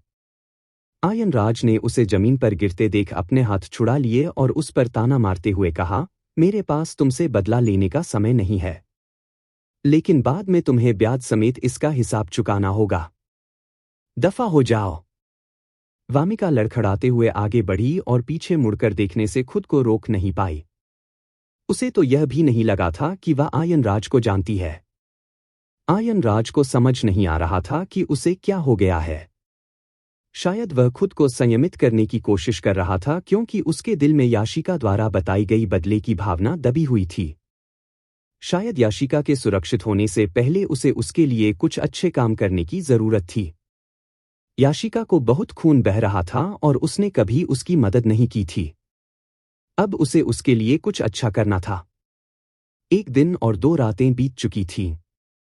डॉक्टरों का चौथा दल आपातकालीन कक्ष में पहुंचा और यहां तक कि विदेशों से भी विशेषज्ञों को आमंत्रित किया गया। आयन राज अब मुश्किल से ही चैन से बैठ पा रहा था। अभी तक कोई खबर नहीं मिली थी और वह इसे और बर्दाश्त नहीं कर पा रहा था। लाल और सूजी हुई आंखें और नई उगी दाढ़ी ने एक सुंदर लेकिन ठंडे चेहरे को एक फंसे हुए जानवर में बदल दिया था। उसने अब भी याशिका के प्रति अपनी चिंता से इनकार किया। वैसे भी याशिका उसकी पत्नी थी। पत्नी के खतरे में होने पर कोई पति कैसे चुप बैठ सकता है? क्या पत्नी की सुरक्षा सुनिश्चित करना पति का कर्तव्य नहीं होता? वह खड़ा हुआ और उसने एक डॉक्टर को रोक दिया जो अभी अभी अपनी ड्यूटी पर आया था।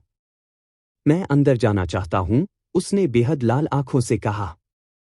यह आपातकालीन कक्ष है और आप तो बस परिवार के सदस्य हैं। आर्यन राज की आंखें फटी रह गईं। एक स्वस्थ महिला इतनी देर तक आपातकालीन कक्ष में कैसे रह सकती है?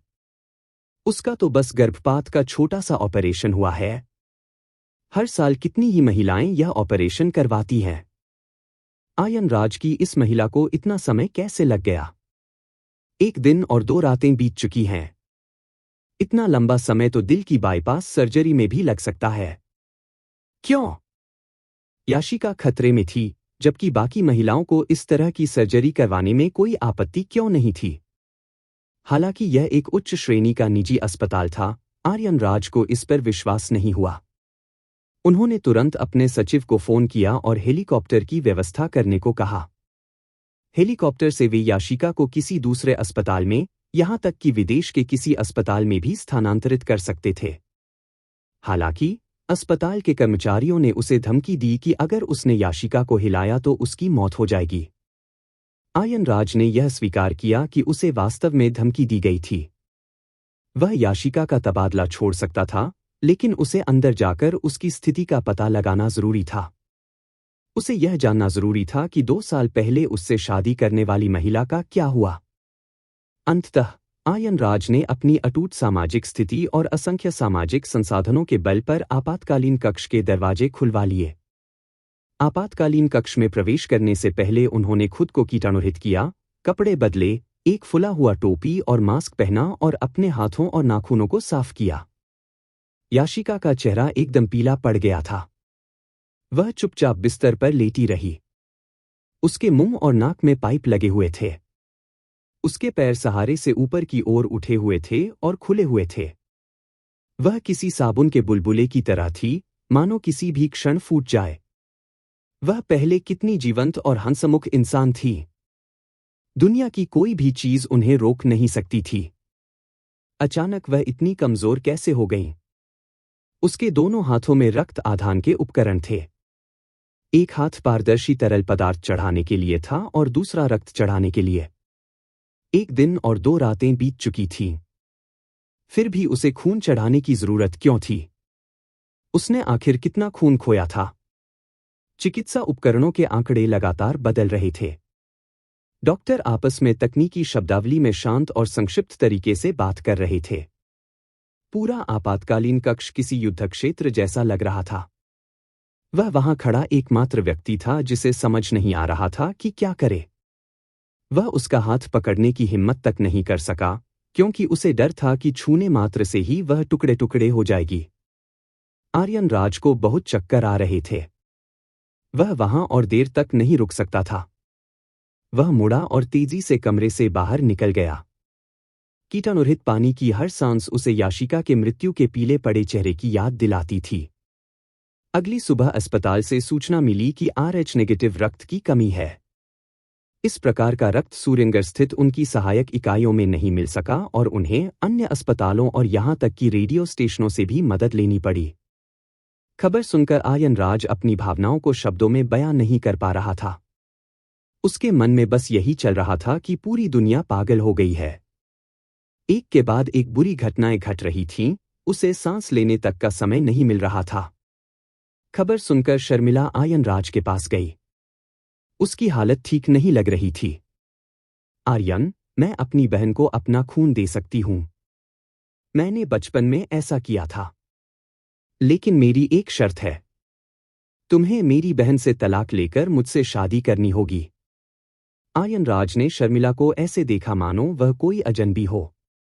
क्या वह अब भी वही शर्मिला थी जिसने अपनी जान जोखिम में डालकर उसे खंडहरों से बाहर निकाला था? वह इंतजार करना चाहता था। हालांकि वह दुर्लभ RH नेगेटिव रक्त की संभावित आपूर्ति पर दाव लगाने का जोखिम नहीं उठा सकता था। अंततः याशिका को शर्मिला के लगभग सारे खून की कीमत पर बचाया गया। बलबीर थॉमस और वामिका ने आर्यन राज को उदास निगाहों से देखा और कहा, आर्यन, तुम्हें हमारी शर्मिला की कदर करनी चाहिए। याशिका उसे बचपन से पसंद नहीं करती थी और शर्मिला ने फिर भी तुम्हें पश्चाताप से बचाने के लिए अपनी जान जोखिम में डाल दी। कितना मूर्ख बच्चा है। आर्यन राज ने ठंडी आवाज में जवाब दिया, मुझे पता था।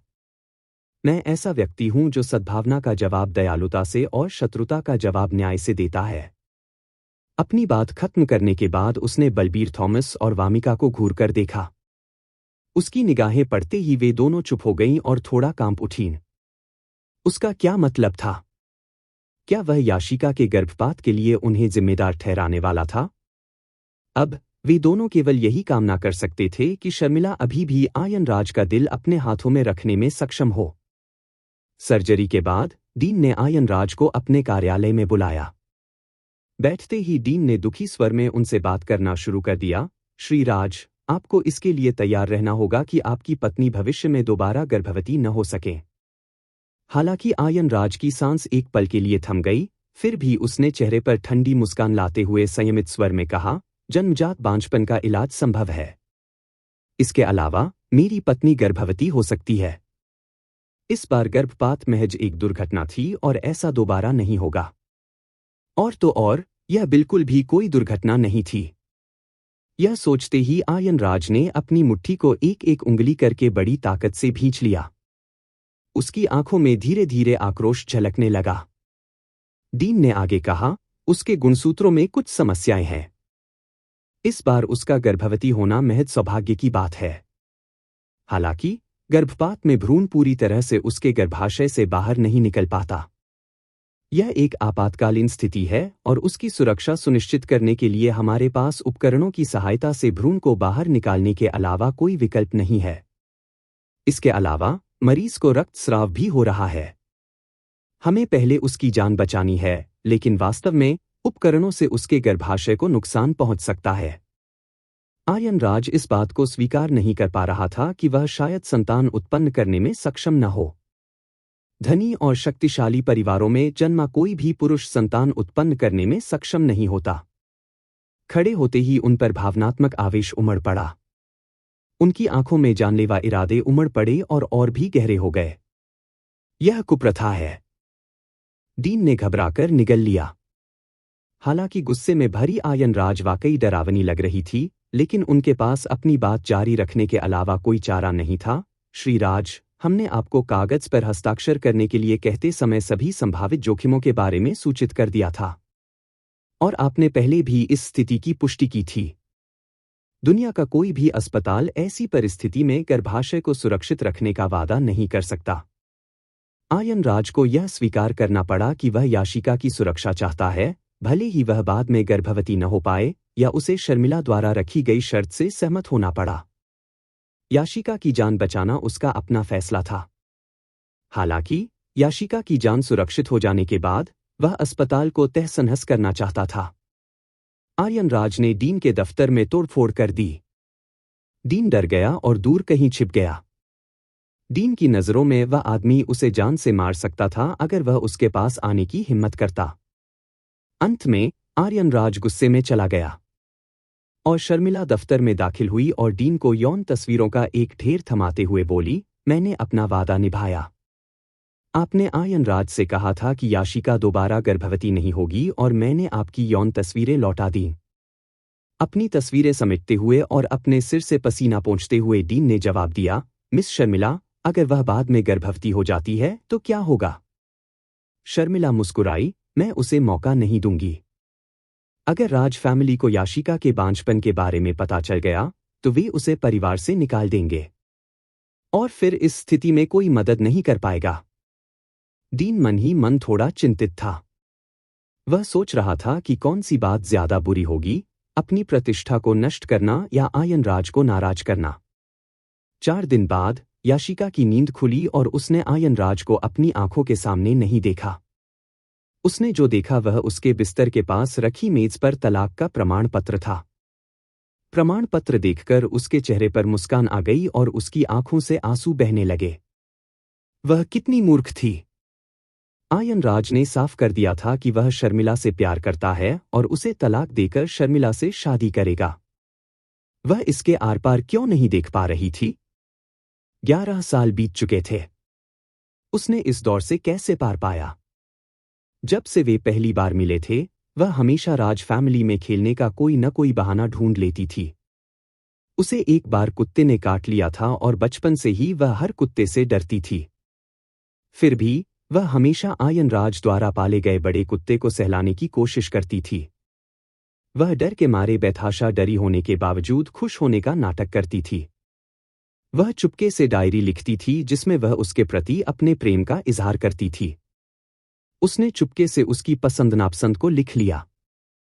वह छुपकर जानबूझकर उन लड़कियों के लिए मुसीबतें खड़ी करती थी जो उससे प्यार करती थीं।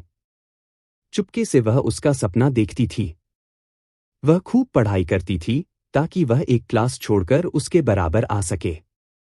वह उसकी तरह हर विषय में अच्छे नंबर लाना चाहती थी। वह उसकी जीवनसाथी बनना चाहती थी। उसने रस्सी कूदने, ऊंची छलांग लगाने और घिनौना शुद्ध दूध पीने की खूब कोशिश की, सिर्फ इसलिए कि वह लंबी हो जाए और कद के मामले में उसकी बिल्कुल बराबरी कर ले। जब वह आखिरकार 19 साल की हुई और उसे लगा कि वह बदसूरत बत्तख से सफेद हंस बन गई है, तो उसने उससे अपने प्यार का इजहार किया। लेकिन उसने उसकी बात अनसुनी कर दी। उसने हार नहीं मानी और अखबारों का सहारा लिया। उसने उसे फूल भी भेजे। उसने उसे पाने के लिए हर संभव कोशिश की। हालांकि बाद में उसे पता चला कि शर्मिला ने 3 महीने पहले ही उससे प्यार का इजहार किया था। और शर्मिला ही वह थी जिससे वह प्यार करता था। वह पीछे हटने लगी, मानो उसने कभी उससे प्यार ही न किया हो।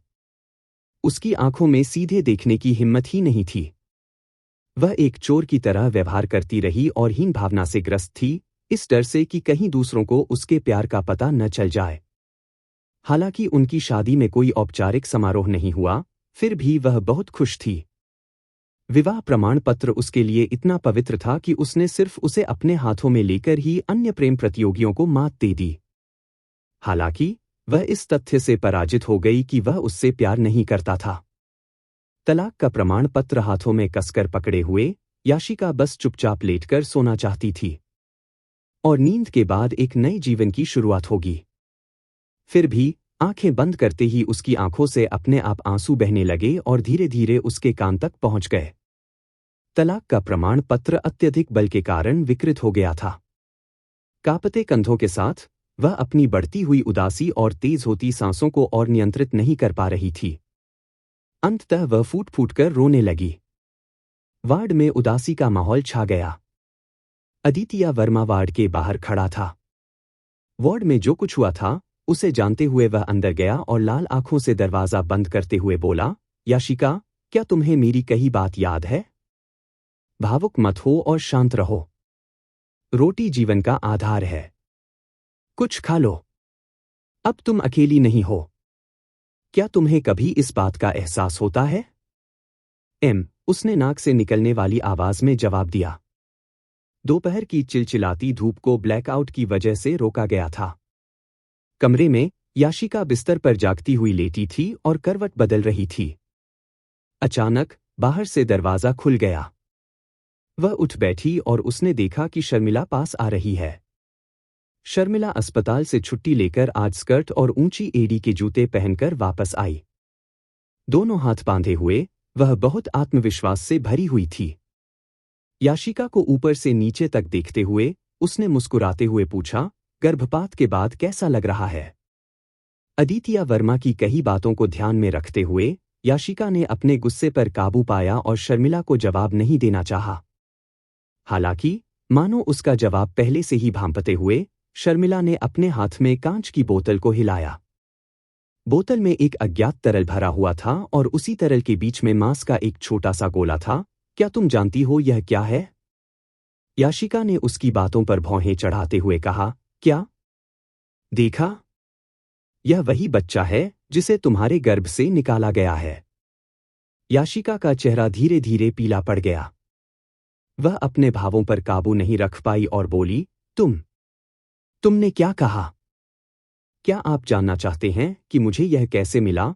शर्मिला ने बोतल को हिलाते हुए कहा। हाँ, पैसा बोलता है। आखिर यह तो एक अवांछित भ्रूण ही तो है। और यह बेहद दिलचस्प होगा अगर मैं थाईलैंड से किसी गुरु को बुलाकर इससे एक नन्हा शैतान पालूं, क्योंकि किसी को नहीं पता कि इसके अंदर कितना गुस्सा छिपा है। याशिका का खून जम गया। भले ही वह भूतों पर विश्वास नहीं करती थी और अपनी मां की पूजा केवल अपने शोक को व्यक्त करने के लिए करती थी, फिर भी अब वह क्रोधित होने ही वाली थी। आखिर वह उसका बच्चा था। मुझे लौटा दो, याशिका की आवाज कांप रही थी और उसका दिल भी। उसने खुद को समझाने की बहुत कोशिश की कि वह अदितिया वर्मा की बात माने, यानी शांत रहे और ज्यादा खाए, क्योंकि अब वह अकेली नहीं थी। तुम्हें एक मरी हुई कुतिया की क्या जरूरत है? ये तो बस एक मामूली सी बात है। शर्मिला जोर से हंस पड़ी और बोतल को जोर से हिलाने लगी। मुझे बताया गया है कि बच्चे अपनी मां के पेट में गर्भनाल द्रव में डूबे रहते हैं।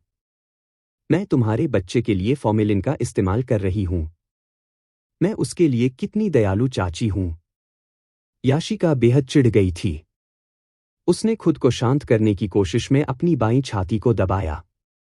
वह बिस्तर से उठना चाहती थी और शर्मिला के हाथों से बोतल छीनना चाहती थी। हालांकि उसने अदितिया वर्मा से शांत रहने और बिस्तर पर आराम करने का वादा किया था। याशिका गुस्से से दांत पीसते हुए बोली, तुम झूठ बोल रहे हो। हाँ, मुझे पता था कि तुम यही कहोगी, इसलिए मैंने डीएनए टेस्ट करवाया। टेस्ट में पता चला कि यह वाकई मेरे पति का बच्चा है और इससे यह साबित हो गया कि तुमने मेरे पति से शुक्राणु चुराए थे। शर्मिला ने डीएनए रिपोर्ट निकाली और याशिका की ओर फेंकते हुए कहा, तुम खुद इसकी जांच कर सकती हो। रिपोर्ट उठाते और आंकड़ों को देखते हुए याशिका की सांसें थम गईं और उसके हाथ कांपने लगे। शर्मिला, इसे मुझे वापस दे दो। मुझे वापस दे दो। हाँ, मुझे आपकी पीड़ा देखकर बहुत खुशी हो रही है। जानबूझकर किसी प्रिय जोड़े के जीवन में घुसपैठ करने वाले तीसरे व्यक्ति को गर्भपात ही मिलना चाहिए। क्या डॉक्टर ने कभी आपको बताया है कि आप दोबारा गर्भवती नहीं हो पाएंगी? खैर, क्योंकि आप ही वह तीसरी व्यक्ति हैं। तुम्हारा बच्चा तुम्हारी तरफ से नरक में जाए। शर्मिला के हाथ में बोतल को देखते हुए याशिका की आंखों से आंसू बहने लगे। याशिका की प्रतिक्रिया देखकर शर्मिला ने जानबूझकर बोतल को और जोर से हिलाया। चाची इस नन्ही बच्ची को बेचैन आत्मा के बारे में सिखाएंगी। अगर बच्ची को बेचैनी महसूस होती है तो वह अपनी मां को दोष देगी कि उसने उसकी ठीक से देखभाल नहीं की और मरने के बाद उसे शांति से आराम नहीं करने देगी। ये शब्द ऊंट की पीठ पर आखिरी तिनका साबित हुए। याशिका बुरी तरह टूट गई। उसने रजाई उठाई, बिस्तर से कूदी और शर्मिला की ओर दौड़ी। इसे मुझे वापस दे दो। याशिका, तुम क्या कर रही हो? अदितिया वर्मा ने दरवाजा खोलकर याशिका की ओर दौड़ लगाई और उसे गले लगा लिया। अब तुम क्या कर रही हो? क्या तुम्हें अपना वादा याद है? याशिका ने अदितिया वर्मा की सफेद डॉक्टर की वर्दी को मजबूती से पकड़ रखा था और उसे सहारा बनाकर अदितिया वर्मा की ओर देखते हुए कांपती हुई आवाज में रोते हुए कहा, अदितिया, मैंने कोशिश की, लेकिन उसने मुझे जाने नहीं दिया। मैं आपसे विनती करती हूं कि उसके हाथ से बोतल मुझे दिला दीजिए। मैं आपसे दिल से विनती करती हूं। अदितिया वर्मा ने याशिका की ओर मुड़कर देखा और उसे केवल उसकी दिल दहला देने वाली चीख सुनाई दी, ठीक अंदर मेरा बच्चा था। अदितिया वर्मा की क्रूर और निर्मम आंखों को देखकर शर्मिला भयभीत हो गई और थोड़ा सहम गई। वह मुड़ी और हाथों में बोतल कसकर पकड़े हुए जाने की योजना बनाने लगी। लेकिन तभी अदितिया वर्मा ने उसे जोर से खींच लिया और वह जमीन पर गिर पड़ी। बिना कुछ कहे अदितिया वर्मा ने शर्मिला के हाथों से बोतल छीनकर याशिका के हाथों में रख दी। फिर उसने गुस्से में कहा, दफा हो जाओ। अनिच्छा से रेंगते हुए बाहर निकलते हुए शर्मिला ने पलटकर कहा, मैं तुम्हारे खिलाफ अस्पताल में शिकायत दर्ज कराऊंगी। अदितिया वर्मा ने तिरस्कारपूर्वक कहा, यह अस्पताल मेरे परिवार वर्मा फैमिली द्वारा खोला गया है। जब तक आप सक्षम हैं, शिकायत दर्ज करने के लिए आप स्वतंत्र हैं। याशिका को शर्मिला के जाने का पता ही नहीं चला। उसने बोतल को कसकर पकड़ रखा था और वह एकदम सुन्न पड़ गई, उदासी में डूब गई। याशिका का कोई अतापता नहीं था, मानो वह धरती के किनारे से गायब हो गई हो। तब से लेकर अब तक उसके बारे में परिवहन या बैंक रिकॉर्ड सहित एक भी रिकॉर्ड नहीं मिला है। कोई नहीं मिला। ऐसा प्रतीत होता था मानो वह शहर से पूरी तरह गायब हो गई हो। आयन राज 1 महीने बाद सूर्यनगर वापस गई और उसके बारे में सभी संभावित रिकॉर्ड की जांच की। हालांकि कुछ भी नहीं मिला। उन्हें संयुक्त राज्य अमेरिका में एक बंद वाणिज्यिक बैठक में भाग लेने में 1 महीना लग गया। सफाई कर्मियों समेत सभी उपस्थित लोगों से संपर्क नहीं किया जाएगा। साथ ही उनकी दूरसंचार सुविधाएं भी बंद कर दी जाएंगी। शुरू में उन्होंने याशिका की देखभाल के लिए राज फैमिली की एक अनुभवी महिला देखभालकर्ता को नियुक्त किया था। हालांकि याशिका की बांझपन के बारे में पता चलने पर राज फैमिली ने अपने सामाजिक संसाधनों का उपयोग करके याशिका और आयन राज के बीच तलाक का प्रमाण पत्र प्राप्त कर लिया। और फिर याशिका सूर्यनगर से गायब हो गई। उसका कोई सुराग नहीं मिला। ऐसा प्रतीत हुआ कि अस्पताल से बाहर निकलकर टैक्सी लेते समय भी उसने कैमरों से बचने की कोशिश की। याशिका 11 सालों से आयन राज से प्यार करती थी। 13 साल की उम्र में पहली मुलाकात के बाद से ही वह लगातार उसके सामने आती रही। वह जानबूझकर उसके घर आती और उससे मदद मांगती, भले ही काम कितना भी आसान क्यों न हो। वह ऐसा दिखावा करती कि उसे कुछ पता ही नहीं और मासूमियत से उसकी तरफ देखते हुए कहती, भाई आर्यन, इस काम का हल मुझे कैसे मिलेगा? मुझे कुछ पता नहीं। खुद सोचो। अगर तुम खुद कर सकते हो तो यहीं रुककर खाना खा लो, वरना कमरे से निकलकर थॉमस फैमिली के पास वापस चले जाओ। उसे समाधान निकालने में बस कुछ ही पल लगे। और फिर उसके लिए जानबूझकर वहीं रुकना, खाना पीना और सोना स्वाभाविक हो गया। गर्मी और सर्दी की छुट्टियों के दौरान इस तरह की शरारतें आम हो गईं। वह पहले कुत्ते की खाल से बने प्लास्टर की तरह व्यवहार कर रही थी और आयन राज उससे छुटकारा पाना चाहता था लेकिन असफल रहा। हालांकि अचानक ही वह उसकी दुनिया से गायब हो गई। ऐसा प्रतीत होता था मानो वह आयन राज की दुनिया में कभी आई ही न हो। आर्यन राज को लगा कि वह शांत है। आखिर तलाक ही तो था। आखिरकार वह उससे प्यार नहीं करता था। उसने उसे बचाने की पूरी कोशिश की थी। भले ही उसे विदेश जाना पड़ा, उसने उसके लिए कुशल नौकरों का भी इंतजाम कर दिया था। उसने कागज पर हस्ताक्षर कर दिए और उसकी जान बच गई। उस पर उसका कोई एहसान नहीं था। उसने खुद से कहा कि याशिका उसके लिए कोई मायने नहीं रखती। वह उससे प्यार नहीं करता था। उनकी 2 साल की शादी नीरस और अप्रिय थी। तलाक ने उन दोनों को आजादी दी। 1 साल बीत चुका था। आर्यन राज कभी उस घर में वापस नहीं आया जहां वह और याशिका साथ रहते थे। वह अपने व्यापारिक साम्राज्य को बढ़ाने में पूरी तरह व्यस्त था। अगर कोई उनकी पत्नी याशिका का जिक्र करता तो वे उन्हें शालीनता से सुधारते हुए कहते, पूर्व पत्नी। साल भर आयन राज की अफवाहें मनोरंजन जगत की सुर्खियों में छाई रहीं। कभी किसी मशहूर मॉडल के साथ उनकी कहानी, तो कभी किसी फिल्म स्टार के साथ। वो हमेशा चर्चाओं के केंद्र में रहते थे। यह सोचना भी मुश्किल था कि कभी वो अफवाहों से नफरत करते थे। अब वह उसी विला में रहने लगा जिसमें वह शादी से पहले रहता था। उसका अध्ययन कक्ष उन अखबारों से भरा हुआ था जिनमें उसकी गपशप छपती थी। वह नियमित रूप से हर सप्ताह राज फैमिली के साथ भोजन करने के लिए लौटता था। मेज पर बैठे बैठे दादाजी उसे डांटते थे, अब राज फैमिली की जिम्मेदारी तुम्हारी है। फिर भी तुम हर रोज अभिनेताओं के साथ अखबारों में क्यों दिखाई देते हो? लगता है तुम राज फैमिली की प्रतिष्ठा को पूरी तरह बर्बाद किए बिना नहीं रुकोगे। आर्यन राज ने बड़े सलीके से खाते हुए कहा, मेरी पहचान उनके मूल्यों को बेहतर बनाने में मदद कर सकती है। बदले में उनकी लोकप्रियता काव्य के मार्केटिंग का हिस्सा बन सकती है। यह दोनों पक्षों के लिए फायदेमंद सहयोग है। एक पैसा भी खर्च नहीं होता। क्यों नहीं? उसने बेपरवाही से कहा। हालांकि मेज पर बैठे सभी बड़े बुजुर्ग उसकी बातों से इतने चिढ़ गए कि उनका खाने का मन ही नहीं रहा। तुम काव्य की प्रसिद्धि बढ़ाना चाहते हो। ठीक है, तुम किसी ज्यादा मशहूर व्यक्ति के साथ ऐसा कर सकते हो और उसके साथ जितने चाहे उतने घोटाले गढ़ सकते हो। लेकिन तुम्हारी निजी जिंदगी तो अखबारों में पूरी तरह से बदनाम है। लगता है तुम हर रोज अपनी महिला साथी बदलते रहते हो। आयन राज मुस्कुराया और बोला, अगर मेरी महिला साथी में कोई बदलाव नहीं हुआ तो लोगों को नीरसता महसूस होगी। कुर्सी की पीठ से टेक लगाकर दादाजी ने चाय का प्याला तश्तरी पर जोर से पटक दिया। तुमने पूरे साल घर पर अच्छा बर्ताव नहीं किया। क्या तुम मुझे दोष दे रहे हो कि मैंने तुम्हारी मां को सरकारी मदद लेकर तलाक का सर्टिफिकेट लेने की इजाजत दी? तुमने कहा है कि तुम उससे प्यार नहीं करते, और चूंकि अब वो गर्भवती नहीं हो सकती तो मैंने तुम्हारी इच्छा भी पूरी कर दी।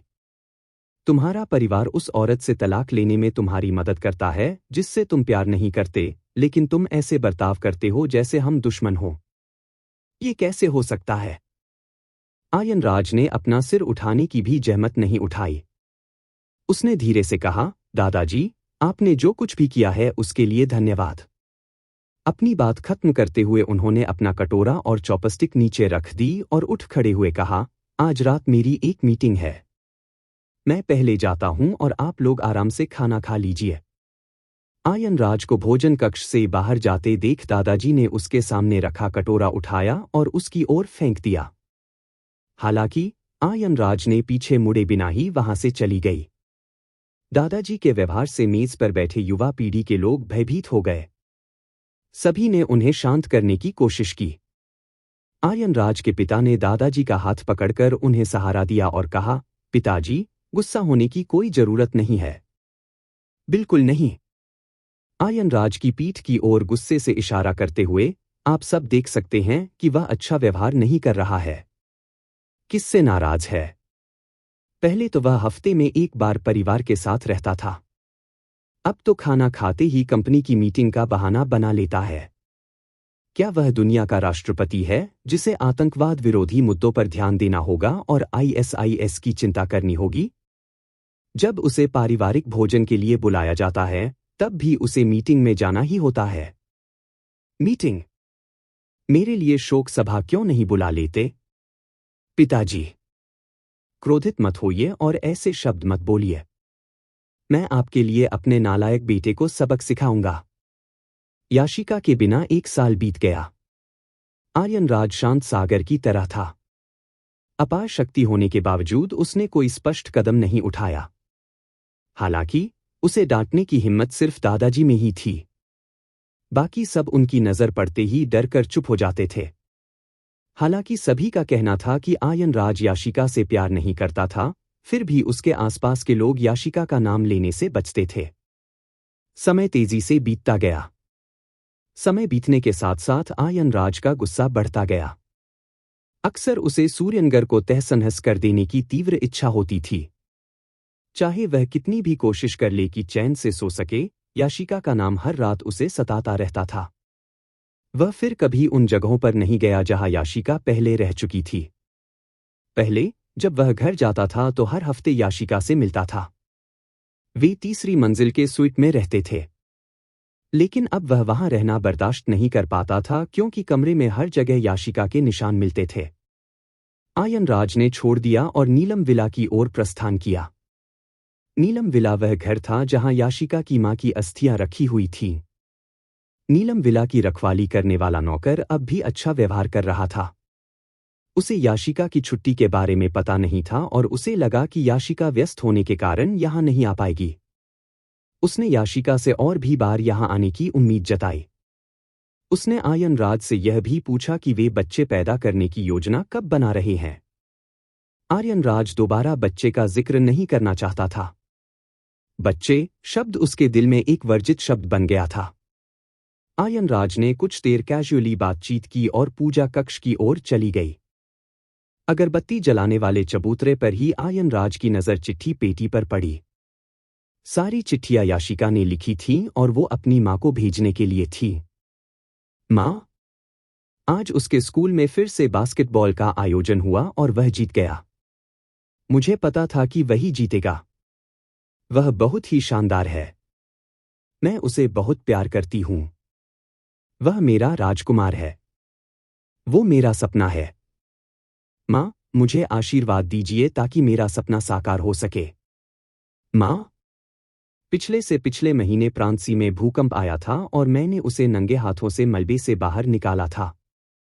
उसकी हालत देखकर मेरा दिल टूट गया। मुझे डर था कि वह मर जाएगा। लेकिन जब मैं जागा तो पता चला कि शर्मिला ने उसे बचाया था। शायद स्लेट से चोट लगने के बाद शर्मिला ने ही उसे बचाया था। मुझे परवाह नहीं। आखिर वो मुझसे प्यार तो नहीं करता। उसे किसने बचाया, इससे कोई फर्क नहीं पड़ता। खैर, शर्मिला के साथ उसके समय बिताने के बाद मैं उनके सामने जाने की हिम्मत नहीं करूंगी। उनके साथ होने पर मुझे जो हीनता और कड़वाहट महसूस होती है, उसकी मुझे अभी तक आदत नहीं पड़ी है। माँ, आपने एक बार कहा था कि नाम से ही हम दोनों का मेल बिल्कुल एक जैसा है। आर्य यश नाम भारतीय में एक सकारात्मक कहावत में छिपा हुआ है। आपने कहा था कि केवल काव्य की राज ही मेरे लायक है। वह वाकई मेरे लायक है और मेरी उम्मीदों से भी कहीं बढ़कर है। हालांकि मैं उसके लिए उपयुक्त हूं। उससे शादी करने के लिए मैं शर्मिला को मुआवजा देने के लिए थॉमस फैमिली की विरासत पर अपना अधिकार छोड़ दूंगी। मेरे पास दहेज नहीं है और इसी वजह से मुझे हमेशा ताने सुनने पड़ते हैं। इससे मुझे आत्मविश्वास से व्यवहार करने में कठिनाई होती है। लेकिन मैं उससे प्यार करती हूं। यह मेरा चुना हुआ रास्ता है और मैं इसे सिर झुकाकर भी जारी रखूंगी। माँ, कल मेरी तबीयत खराब थी। मुझे 42 डिग्री सेल्सियस तक तेज बुखार था। मैंने उसे फोन किया लेकिन उसने मेरी बात पर ध्यान नहीं दिया और मुझे खुद ही इसका समाधान करने को कहा। जब दूसरी तरफ से व्यस्तता का संकेत मिला तो मैं रोने लगी। मैं दूसरों के सामने गर्व महसूस करती थी और सिर्फ उसके सामने ही हीन भावना से ग्रस्त होती थी। मैं अपनी परेशानी जाहिर करने की हिम्मत नहीं करती थी, इस डर से कि वह मुझे अयोग्य समझेगा और इसलिए मुझे नीचा देखेगा। यह असहाय और दयनीय स्थिति थी। माँ, कल वो नशे में धुत होकर लौटा और उल्टी कर दी। मैंने उसकी मदद करने की कोशिश नहीं की क्योंकि पिछले महीने उसे मेरी कोई परवाह नहीं थी। लेकिन अंत में मैंने उसे साफ सुथरा किया, दोबारा कपड़े पहनाए और शहद वाला पानी पिलाया। मैंने उसके शरीर को गर्म तौलिए से भी साफ किया क्योंकि मुझे डर था कि अगर उसे साफ नहीं किया गया तो वह बीमार पड़ जाएगा और मेरा दिल टूट जाएगा। मैं उससे प्यार करना पूरी तरह से छोड़ने का फैसला नहीं कर पा रही हूं। मुझे जो मिला है, मैं उसी की हकदार हूं। यह स्पष्ट है कि वह मुझसे एक पल के लिए भी प्यार नहीं करता। मैं खुद ही इसके लिए जिम्मेदार हूं। मैं इसी की हकदार हूं। मैं इसी की हकदार हूं। माँ, मैं तुम्हें बहुत याद करती हूं। तुम यहां नहीं हो। मेरे पास सहारा लेने के लिए कोई बाह नहीं है। मैं अकेलापन महसूस कर रहा हूं, असहाय अकेलापन। हो सकता है एक दिन मेरी मौत सड़क पर हो जाए, लेकिन कोई भी मेरी लाश को उठाने नहीं आएगा और न ही मेरे लिए दुख जताएगा। माँ, तुम यहां नहीं हो। मैं अकेली हूं और मुझे अकेलापन महसूस हो रहा है। मैं तुम्हारे साथ आना चाहती हूं। कम से कम तुम तब भी मुझसे प्यार करोगे, भले ही कोई और न करे। फिर सभी पत्र पढ़ने के बाद आयन राज को लगा जैसे वह कागज के टुकड़े जैसा हो गया हो और एक सांस से भी कांप उठता हो। उसकी सांसें और उंगलियां थरथरा रही थीं। वह घबरा गया और सभी पत्रों को वापस लिफाफों में डालने की कोशिश करने लगा। लेकिन पत्र एक एक करके गिरने लगे। उसने उन्हें उठाने की कोशिश की, पर असफल रहा। अगर उसे पता होता कि इससे उसका दिल दुख से भर जाएगा और टुकड़े टुकड़े हो जाएगा, तो वह उन्हें पढ़ना नहीं चुनता। साल भर दबी हुई सारी भावनाएं आखिरकार बाहर निकलने ही वाली थीं। उसे उसकी बहुत याद आ रही थी। वह 10 साल से उसके साथ थी। वह उसकी लगातार चहचहाहट, निरंतर पीछा करने और आक्रामक व्यवहार का आदी हो चुका था। वह उसके प्यार का तो और भी ज्यादा आदी था। लेकिन वे सब जा चुके थे। अब उसे टूटे दिल का दर्द समझ में आ गया था। उसके शरीर का हर एक पतला, कोमल बाल लोहे की सुई की तरह चुभने लगा था, मानो उसके शरीर के हर हिस्से को भेद रहा हो। याशिका का नाम उसकी छाती पर बेतरतीब ढंग से कलम से लिखे गए नाम की तरह था, जिसे उसने नजरअंदाज कर दिया था। हालांकि समय बीतने के साथ साथ लिखावट का रंग गहरा होता गया और वह टैटू बन गया। यह उसकी छाती पर बना रहा और इससे उसे कोई असुविधा नहीं हुई। वह इसका आदी हो चुका था। लेकिन अब यह आसपास के मांस के साथ ही उखड़ गया था। अब तो सीने पर नजर डालने पर भी उसे वो निशान नहीं मिल रहा था। उसे बस खून बहता हुआ जख्म ही नजर आ रहा था। वो इतना ज़ख्मी था कि वो उस पर दोबारा नजर डालने की हिम्मत ही नहीं कर पा रहा था। दर्द इतना तेज था कि आयनराज दीवार से टिक गया और अपना हाथ अपने माथे पर रख लिया। याशिका के पत्रों में लिखे प्रेम और घृणा को पढ़ने के बाद ही उसे पता चला कि पिछले 11 वर्षों के दौरान वह याशिका के प्रेम का मूक दर्शक नहीं था, बल्कि उसने वास्तव में इसमें भाग लिया था और एक महत्वपूर्ण भूमिका निभाई थी। उसने अपना सारा समय उसी पर बिताया, बचपन से लेकर जवानी तक। शुरुआत में वह भोली थी और उसे बड़ी उत्सुकता से देखती थी, लेकिन बाद में धीरे धीरे उससे दूर होती गई और डरपोक व्यवहार करने लगी। अंततः उसकी उदासीनता तेज चाकुओं की तरह उसके प्यार और स्नेह को टुकड़ों टुकड़ों में काटती चली गई। वह उसी की तरह बन गई और धीरे धीरे उदासीन होती चली गई। उसने खुद उसे प्रेम की गिलोटिन पर चढ़ा दिया।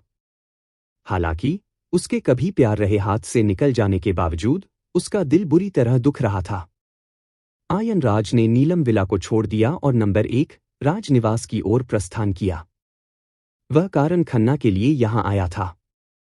आर्यनराज कमरे में गया और सीधे उससे कहा, मैं याशिका के सुरागों की फिर से पूरी तरह से जांच करना चाहता हूं। कारण खन्ना ने दरवाजा बंद किया और भौहें चढ़ा ली। वह हैरान था और उसने आयनराज से पूछा, क्या तुमने पिछली बार उसकी जांच नहीं की थी? लेकिन कोई रिकॉर्ड नहीं मिला। आयनराज ने एक कप उठाया, अपने लिए एक गिलास पानी डाला और उसे पी गया। नहीं, इस बार मैं अदितिया वर्मा की जांच करना चाहता हूं। वे दोनों साथ गायब हुए हैं। उन्होंने अपनी पहचान जरूर बदल ली होगी। क्या? तेजी से कदम बढ़ाते हुए आयनराज की ओर बढ़ते हुए कारण खन्ना ने आगे कहा, क्या याशिका अदितिया वर्मा के साथ भाग गई है? यह वह आखिरी बात थी जिसे आयनराज स्वीकार करेगा। उसका चेहरा अचानक उदास हो गया, मानो वह कारण खन्ना को चेतावनी दे रहा हो कि वह सोच समझकर बोले। कारण खन्ना को उसका संदेश समझ आ गया और उसने हाथ हिलाते हुए कहा, मैं तो बस मजाक कर रहा था। सबको पता है कि याशिका तुमसे प्यार करती है। फिर अचानक अदितिया वर्मा की मीठी बातों से प्रभावित होकर वह उसके साथ क्यों चली गई? कारण खन्ना जानता था कि आयनराज पूरे साल एक सक्रिय ज्वालामुखी की तरह रहा था और किसी भी समय फट सकता था। इसका बहुत कुछ याशिका की छुट्टी से लेना देना था, वरना वो बिल्कुल ही अलग इंसान कैसे बन गया? उसने दोस्तों के सभी मिलन समारोहों में जाना ठुकरा दिया। उसके दिमाग में बस पैसा कमाना ही था। वो एक रोबोट जैसा हो गया था। आयनराज ने जवाब दिया, मुझे अपनी प्रगति के बारे में सूचित करते रहें और किसी भी मामूली सुराग को नजरअंदाज न करें। ठीक है। निश्चिंत रहिए। व्यक्ति के जन्म से लेकर मृत्यु तक की सारी विस्तृत जानकारी हमारे सिस्टम में मौजूद है। इसके कुछ न कुछ प्रमाण जरूर होंगे। नंबर 1, राजनिवास छोड़ने के बाद आर्यनराज बहुत चिंतित हो गया और दिन बीतने के साथ उसकी चिंता बढ़ती गई। याशिका के पत्रों को प्रतिदिन देखना आर्यनराज की दिनचर्या बन गई थी। आर्यनराज के दिमाग में बार बार एक दृश्य उभर रहा था। उस दृश्य में याशिका खंडहरों में घुटनों के बल बैठी थी। वह नंगे हाथों से पत्थर हटा रही थी और साथ ही उसका नाम पुकार रही थी। जब उन अनिश्चित बातों की पुष्टि हो गई तो वह दृढ़ संकल्पित हो गया। आर्यनराज अब याशिका को ढूंढना चाहता था। पिछले 11 वर्षों में याशिका धीरे धीरे उसके शरीर का हिस्सा बन चुकी थी। अब वह उसके दिल के बिल्कुल करीब थी। एक भी गलती बर्दाश्त नहीं की जा सकती थी। हाल ही में आर्यनराज को पता चला कि उसे दर्द से डर लगता है। इसलिए उसके द्वारा छोड़े गए खून से लथपथ घाव ठीक हो जाएंगे और भर जाएंगे। जब तक वह वहां रहेगी, उसे फिर कभी दर्द नहीं होगा। वह स्वार्थी था और उसे ढूंढने के लिए बेताब था। एक सप्ताह बाद आर्यनराज को कारण खन्ना का फोन आया। कारण खन्ना ने जल्दी से कहा, आर्यन, राजनिवास नंबर 1 पर आ जाओ। जल्दी करो। फोन आने के बाद उसने एक पल भी नहीं गवाया। उसे पता था कि कारण खन्ना को जरूर कुछ सुराग मिल गए होंगे। वह तेजी से गाड़ी चलाते हुए नंबर 1 राजनिवास पहुंच गया। जैसे ही वे कमरे में दाखिल हुए, कारण खन्ना ने चिंतित चेहरे के साथ दरवाजा बंद कर दिया और कहा, पहले पानी पी लो। चिंता मत करो। कारण खन्ना की हरकतें देखकर आयन राज को गुस्सा आ गया और उसने कहा, कारण खन्ना, साफ साफ बात करो। अपने होठों को ऊपर उठाते हुए कारण खन्ना कुछ कहने में हिचकिचा रहा था और उसने आयन राज को सोफे पर धकेल दिया। आर्यन राज को उसकी बातों का तरीका बर्दाश्त नहीं हुआ। उसने हाथ हिलाकर कारण खन्ना के हाथों को झटक दिया। कारण खन्ना, ये क्या बकवास है? अगर तुम इसी तरह गोलमोल बातें करते रहे तो मैं तुम्हें अभी खिड़की से बाहर फेंक दूंगा। कारण खन्ना ने इशारे से जवाब देते हुए कहा, आर्यन, मुझे माफ कर दो। तुम्हारा क्या मतलब है? आर्यन राज ने इतनी जोर से मुट्ठियां भींची कि उसकी नसें नीली पड़ गईं। कारण खन्ना ने दस्तावेजों का एक ढेर निकाला और उन्हें सोफे पर एक एक करके फैलाते हुए कहा, याशिका और अदितिया वर्मा ने अपनी पहचान बदलकर न्यूजीलैंड चले गए और उन्होंने अपने नए नामों से शादी कर ली। आपको पता है कि अदितिया वर्मा ने याशिका की पहचान बदलवाई थी। आज प्रसवोत्तर रक्तस्राव के कारण याशिका का निधन हो गया। उनकी वसीयत के अनुसार उनके सभी अंग दान कर दिए जाएंगे। ये वो तस्वीरें और दस्तावेज हैं जो मुझे अभी कुछ देर पहले मिले हैं। दोपहर के 12:07 पर गर्भ में शिशुओं के साथ ही उसकी मृत्यु हो गई। क्या गर्भ में बच्चे लिए उसकी मृत्यु हो गई? इन शब्दों ने आयन राज के खून को जमा दिया। उसका सारा खून जम गया। उसके रोम छिद्र तुरंत सिकुड़ गए। उसे 1 साल पहले याशिका को हुए रक्तस्राव की याद आ गई।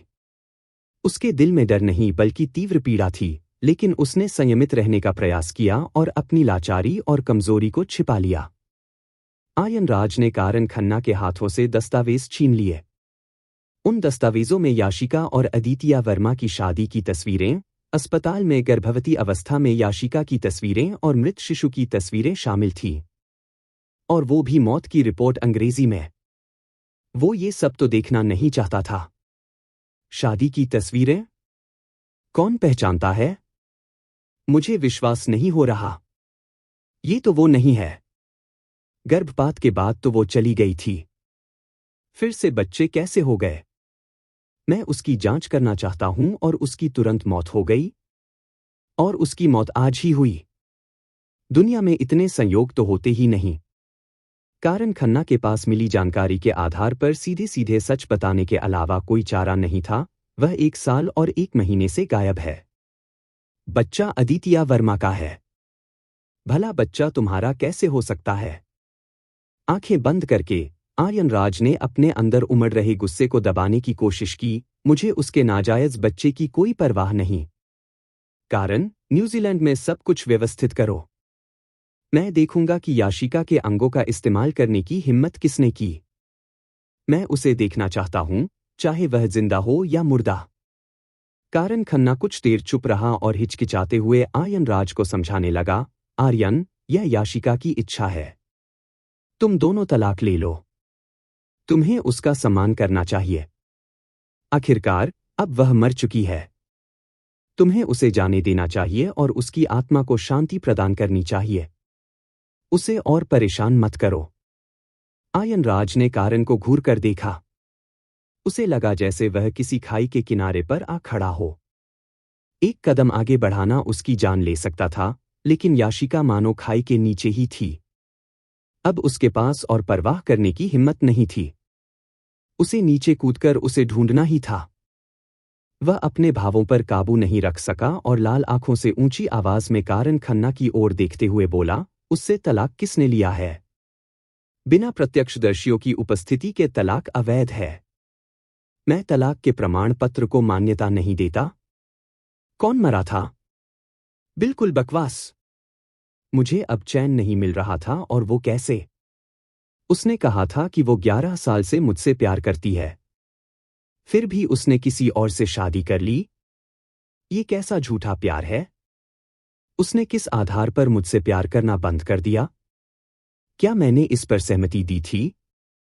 क्या वो मुझे छोड़कर स्वर्ग जाने की हिम्मत करेगी? मैं उसकी खाल नोच डालूंगा। मैं उसे नरक में घसीट कर ले जाऊंगा और यह सुनिश्चित करूंगा कि वो वहां हमेशा के लिए फंसी रहे। आर्यन राज का इतना गुस्सा होना और इतने शब्द बोलना दुर्लभ था। हालांकि सारे शब्द बोलने के बाद ऐसा लगा जैसे उसके शरीर की ऊर्जा कम हो गई हो और वह हांफने लगा। स्मार्टफोन निकालते समय उसकी उंगलियां भी कांप रही थीं। फोन लगभग जमीन पर गिर ही गया था। उसने उदास चेहरे से फोन डायल किया और आदेश दिया, मेरे लिए अभी न्यूजीलैंड के लिए एक निजी एयरलाइन बुक करो। तुरंत। आर्यन राज इस समय विमान में बैठकर आसमान से 30,000 फीट ऊपर था। हालांकि उसका ध्यान बगल में रखे दस्तावेजों के ढेर पर गया, लेकिन उसने उन्हें छूने से परहेज किया और कभी कभार ही उन पर नजर डाली। उसने अपने मन ही मन उन तथाकथित सबूतों को नकार दिया। कारण खन्ना ने आर्यन राज को गौर से देखा और आर्यन राज शांत प्रतीत हुआ। वह, आर्यन राज और अन्य सभी अमीर और शक्तिशाली परिवारों में जन्मे लड़कों की हर इच्छा पूरी हुई थी। उन्हें वह सब कुछ मिल सकता था जो वे चाहते थे। वे किसी भी बात पर उन्मादी नहीं होते थे, क्योंकि यह भावना केवल उन्हीं लोगों में उत्पन्न होती थी जो खुद को हीन महसूस करते थे और कड़ी मेहनत के बावजूद अपनी मनचाही चीज न पा पाने के कारण क्रोधित हो जाते थे। कारण खन्ना जानता था कि अब आर्यन राज का विरोध करने का कोई फायदा नहीं है। वह बस इतना कर सकता था कि तथ्यों को स्पष्ट रूप से बताए, हम न्यूजीलैंड के सूर्यनगर की तरह शक्तिशाली नहीं हो सकते। याशिका, अदितिया वर्मा की कानूनी पत्नी है। और अदितिया वर्मा के पास वहां बहुत सारे सामाजिक संसाधन हैं। अदितिया वर्मा की सहमति के बिना, अगर हम याशिका के शव को घर ले जाना चाहते हैं, तो हम स्थानीय कानूनों का उल्लंघन करेंगे। आर्यन राज ने उसकी बातों पर तिरस्कार जताते हुए कहा, मैं इसे फिर से दोहराती हूं। न तो शरीर है और न ही इच्छा शक्ति। वह अभी भी जीवित है। अदितिया वर्मा? वर्मा फैमिली के समर्थन के कारण वह न्यूजीलैंड में शक्तिशाली होगा। लेकिन अगर वर्मा फैमिली बिखर जाए तो क्या होगा? यह सुनकर कारण खन्ना का मुंह खुला रह गया। वह इतना हैरान था कि कुछ बोल नहीं पाया। अब जाकर उसे समझ आया कि आर्यन राज आवेग में आकर काम नहीं करता। वह हर हाल में अपना लक्ष्य हासिल करने के लिए दृढ़ संकल्पित था, चाहे कुछ भी हो जाए। लेकिन क्या तलाकशुदा और मृत याशिका के लिए उन दोनों के बीच के झगड़ों को दो परिवारों के बीच टकराव में बदलना उचित था? कारण खन्ना ने आर्यन राज से और बात करने की हिम्मत नहीं की, क्योंकि उसे डर था कि इससे वह और उत्तेजित हो जाएगा।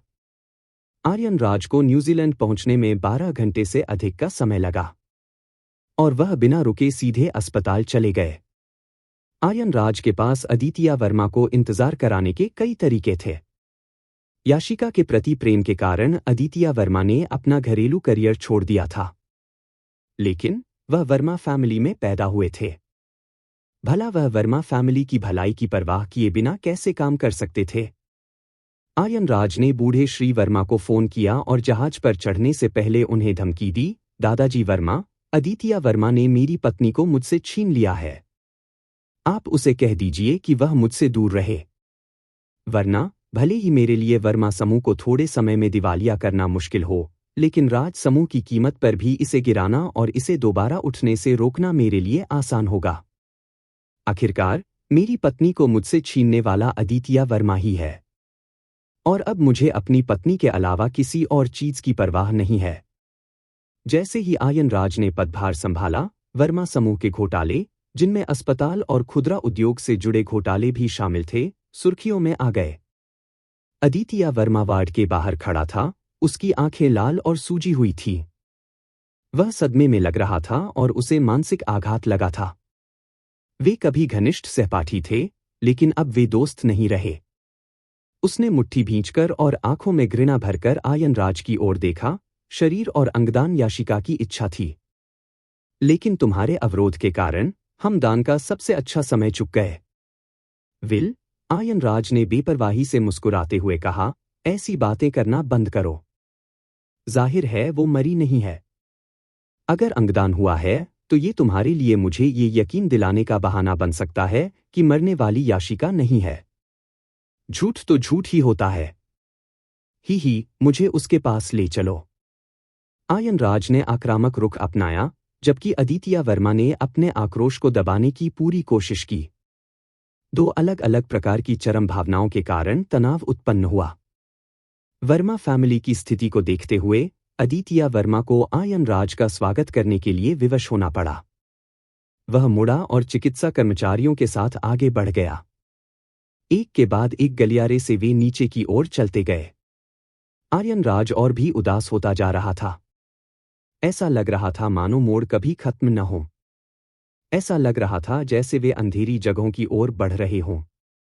अंधेरे ने उसे पहले कभी इतना परेशान नहीं किया था।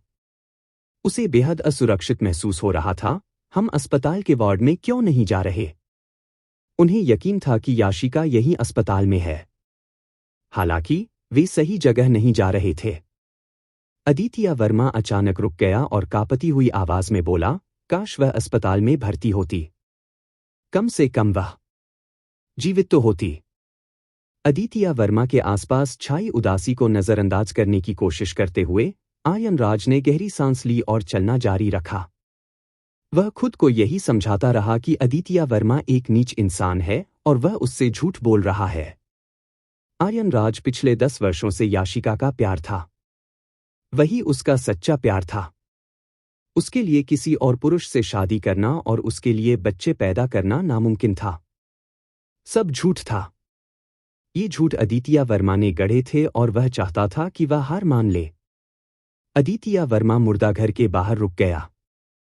शवगृह शब्द देखते ही आर्यन राज ने एक और गहरी सांस ली और उसे विश्वास नहीं हो रहा था कि यही उनकी मंजिल है। वह कहाँ है? आप मुझे यहाँ क्यों लाए हैं? ठीक कमरे के अंदर अदितिया वर्मा अचानक फूट फूट कर रोने लगा और बहुत दुखी हो गया। वह दीवार से टिक गया और अपनी हथेली को माथे पर कसकर दबा लिया, अपनी आंखों को ढककर अपनी बेचैनी छिपाने की कोशिश करने लगा। अगर तुम उसे देखे बिना नहीं मानोगे तो अंदर जाओ, और फिर मैं तुम्हें अपनी बाकी जिंदगी में नहीं देखना चाहता, और याशिका को भी नहीं। आर्यन राज पीछे हटते हुए दूसरी जगहों पर जाने की कोशिश करते हुए बोला, अदितिया वर्मा, चालबाजी करना बंद करो। अदितिया वर्मा की ताकत थोड़ी कम हो गया, लेकिन आर्यन राज के कृत्यों से वह फिर भी चिढ़ गया था। मैं नहीं चाहता कि तुम उससे मिलो, क्योंकि वह तुमसे मिलना नहीं चाहती। अगर तुमने वर्मा फैमिली पर घरेलू तौर पर इतना दबाव न डाला होता तो मैं तुम्हें यहां उसे परेशान करने के लिए नहीं लाता। आर्यन राज हंफने लगा। उसे सांस लेने में बहुत तकलीफ हो रही थी। उसने इतनी जोर से अपना कॉलर नीचे खींचा कि एक बटन टूट गया। उसकी छाती में हवा अटक गई थी और उसे बहुत असहज महसूस हो रहा था। मैं तुम्हारा खेल यहीं रोक दूंगा, आर्यन राज ने ठंडी मुस्कान बिखेरी और फिर अपने सामने के दरवाजे को देखकर आत्मविश्वास से अभिनय किया। चिकित्सा कर्मचारियों ने उन्हें विशेष कपड़े, मास्क और टोपी पहनाई। चिकित्सा कर्मचारियों के पीछे पीछे अंदर जाते ही आर्यन राज को ठंडी हवा का सामना करना पड़ा। मुर्दा घर के बिस्तर पर सादे सफेद कपड़े को आंशिक रूप से हटाया गया। वहां एक पीली पड़ी महिला लेटी हुई थी। उसकी जानी पहचानी भौहें, भौं के कोने पर बना तिल, बंद आंखें, सीधी नाक और हीरे के आकार का मुंह, ये सब देखकर उसे पता चल गया कि यह याशिका है। वह वहां शांति से सो गई। उसके हमेशा गुलाबी रहने वाले होंठ समेत सब कुछ पीला पड़ गया था। आर्यन राज मुड़कर कमरे से बाहर जाना चाहता था, लेकिन वह ऐसा नहीं कर सका। उसके पैर हिल नहीं पा रहे थे। उसे मजबूर होकर और करीब से देखना पड़ा। हालांकि जितना करीब से वह देखता गया, उसकी सांसें उतनी ही तेज होती गईं। उसका शरीर ठंडा पड़ गया। उसने अपनी उंगली आगे बढ़ाई और उसे उसकी नाक के नीचे रख दिया। उसे हटाने की उसकी कोई इच्छा नहीं थी। वह खुद को यही समझाता रहा कि वह खेल रही है और वह उसे जीतने नहीं देगा। इस बार उसने ठान लिया था कि उसे घर ले जाना ही होगा। लेकिन 2, 3 और उससे भी ज्यादा मिनट बीत गए। सांस की एक हल्की सी भी आहट सुनाई नहीं दी। किसी जीवित स्त्री के लिए इतनी देर तक सांस रोके रखना नामुमकिन था। आर्यन राज को महसूस हो रहा था कि समय बीतने के साथ साथ वह धीरे धीरे अपने आप पर काबू खो रहा है। उसने कांपते हाथों से उसके ठंडे चेहरे को छुआ और उसके सिर को गले लगा लिया। वह इतना असहज पहले कभी नहीं हुआ था। यहां तक कि उसके पत्रों को देखकर होने वाले दिल के दर्द को भी वह सहन कर सकता था। हालांकि उसकी आंखों के कोने से चुपचाप आंसू टपकने लगे। आयन राज ने अपना चेहरा उसके चेहरे से सटा लिया और कांपती हुई, कर्कश आवाज में कुछ शब्द कहने से खुद को रोक नहीं पाया। याशिका, मुझे बेवकूफ बनाने की इतनी कोशिश क्यों कर रही हो? मैं कसम खाती हूं कि तुम्हारे साथ अच्छा व्यवहार करूंगी। मैं तुम्हें जीतने दूंगा और तुमसे अब और बहस नहीं करूंगा। मेरे साथ वापस चलो। यहां बहुत ठंड है। बहुत ज्यादा ठंड। तुम बीमार पड़ जाओगी। पहले तो आयन राज को लगा कि यह महज एक चाल है। याशिका का शरीर असली नहीं था। शायद उन्होंने ड्रग्स का इस्तेमाल करके यह दृश्य रचा हो। लेकिन जैसे जैसे समय बीतता गया, उसकी बेचैनी बढ़ती गई। समय बीतने के साथ साथ जिस शरीर को उसने छुआ, वह ठंडा ही रहा। वह वहां चुपचाप पड़ी रही। वास्तव में वह एक मृत शरीर था। आर्यन राज लड़खड़ाया और किसी तरह सीधा खड़ा हो पाया। ठंडी हवा ने उसे जकड़ लिया। वह अपने शरीर के हर रोम से इसे महसूस कर सकता था। वह मुड़ा और सीधे अदितिया वर्मा पर हमला कर दिया। उसे कोई रोक नहीं सका। आयन राज ने अदितिया वर्मा को जमीन पर धकेल दिया, उसका गला पकड़ लिया और उसके चेहरे पर घूंसे मारे। आयन राज एक बेताब जानवर की तरह गुस्से में चिल्लाया, अदितिया वर्मा, जब से तुम उसके साथ भागे हो, तब से उसकी ठीक से देखभाल क्यों नहीं कर सकते? उसकी ठीक से देखभाल क्यों नहीं कर सकते? आर्यन राज ने अदितिया वर्मा के कपड़े को पकड़कर उसकी छाती के ऊपर खींचकर उसे फिर से जोरदार घूंसा मारा। आर्यन राज ने चीखते चिल्लाते अपनी आवाज खराब कर ली और कहा, तुमने उसे मार डाला। अब वह दुखी और उदास था। आर्यन राज खुद को एक स्वाभिमानी व्यक्ति समझता था। भले ही याशिका अदितिया वर्मा के साथ चली गई थी, उसने कभी उसे ढूंढने के बारे में नहीं सोचा था। दुनिया में बहुत सी लड़कियां थीं। औरतें श्रीमती राज बनने के लिए होड़ लगाती थीं।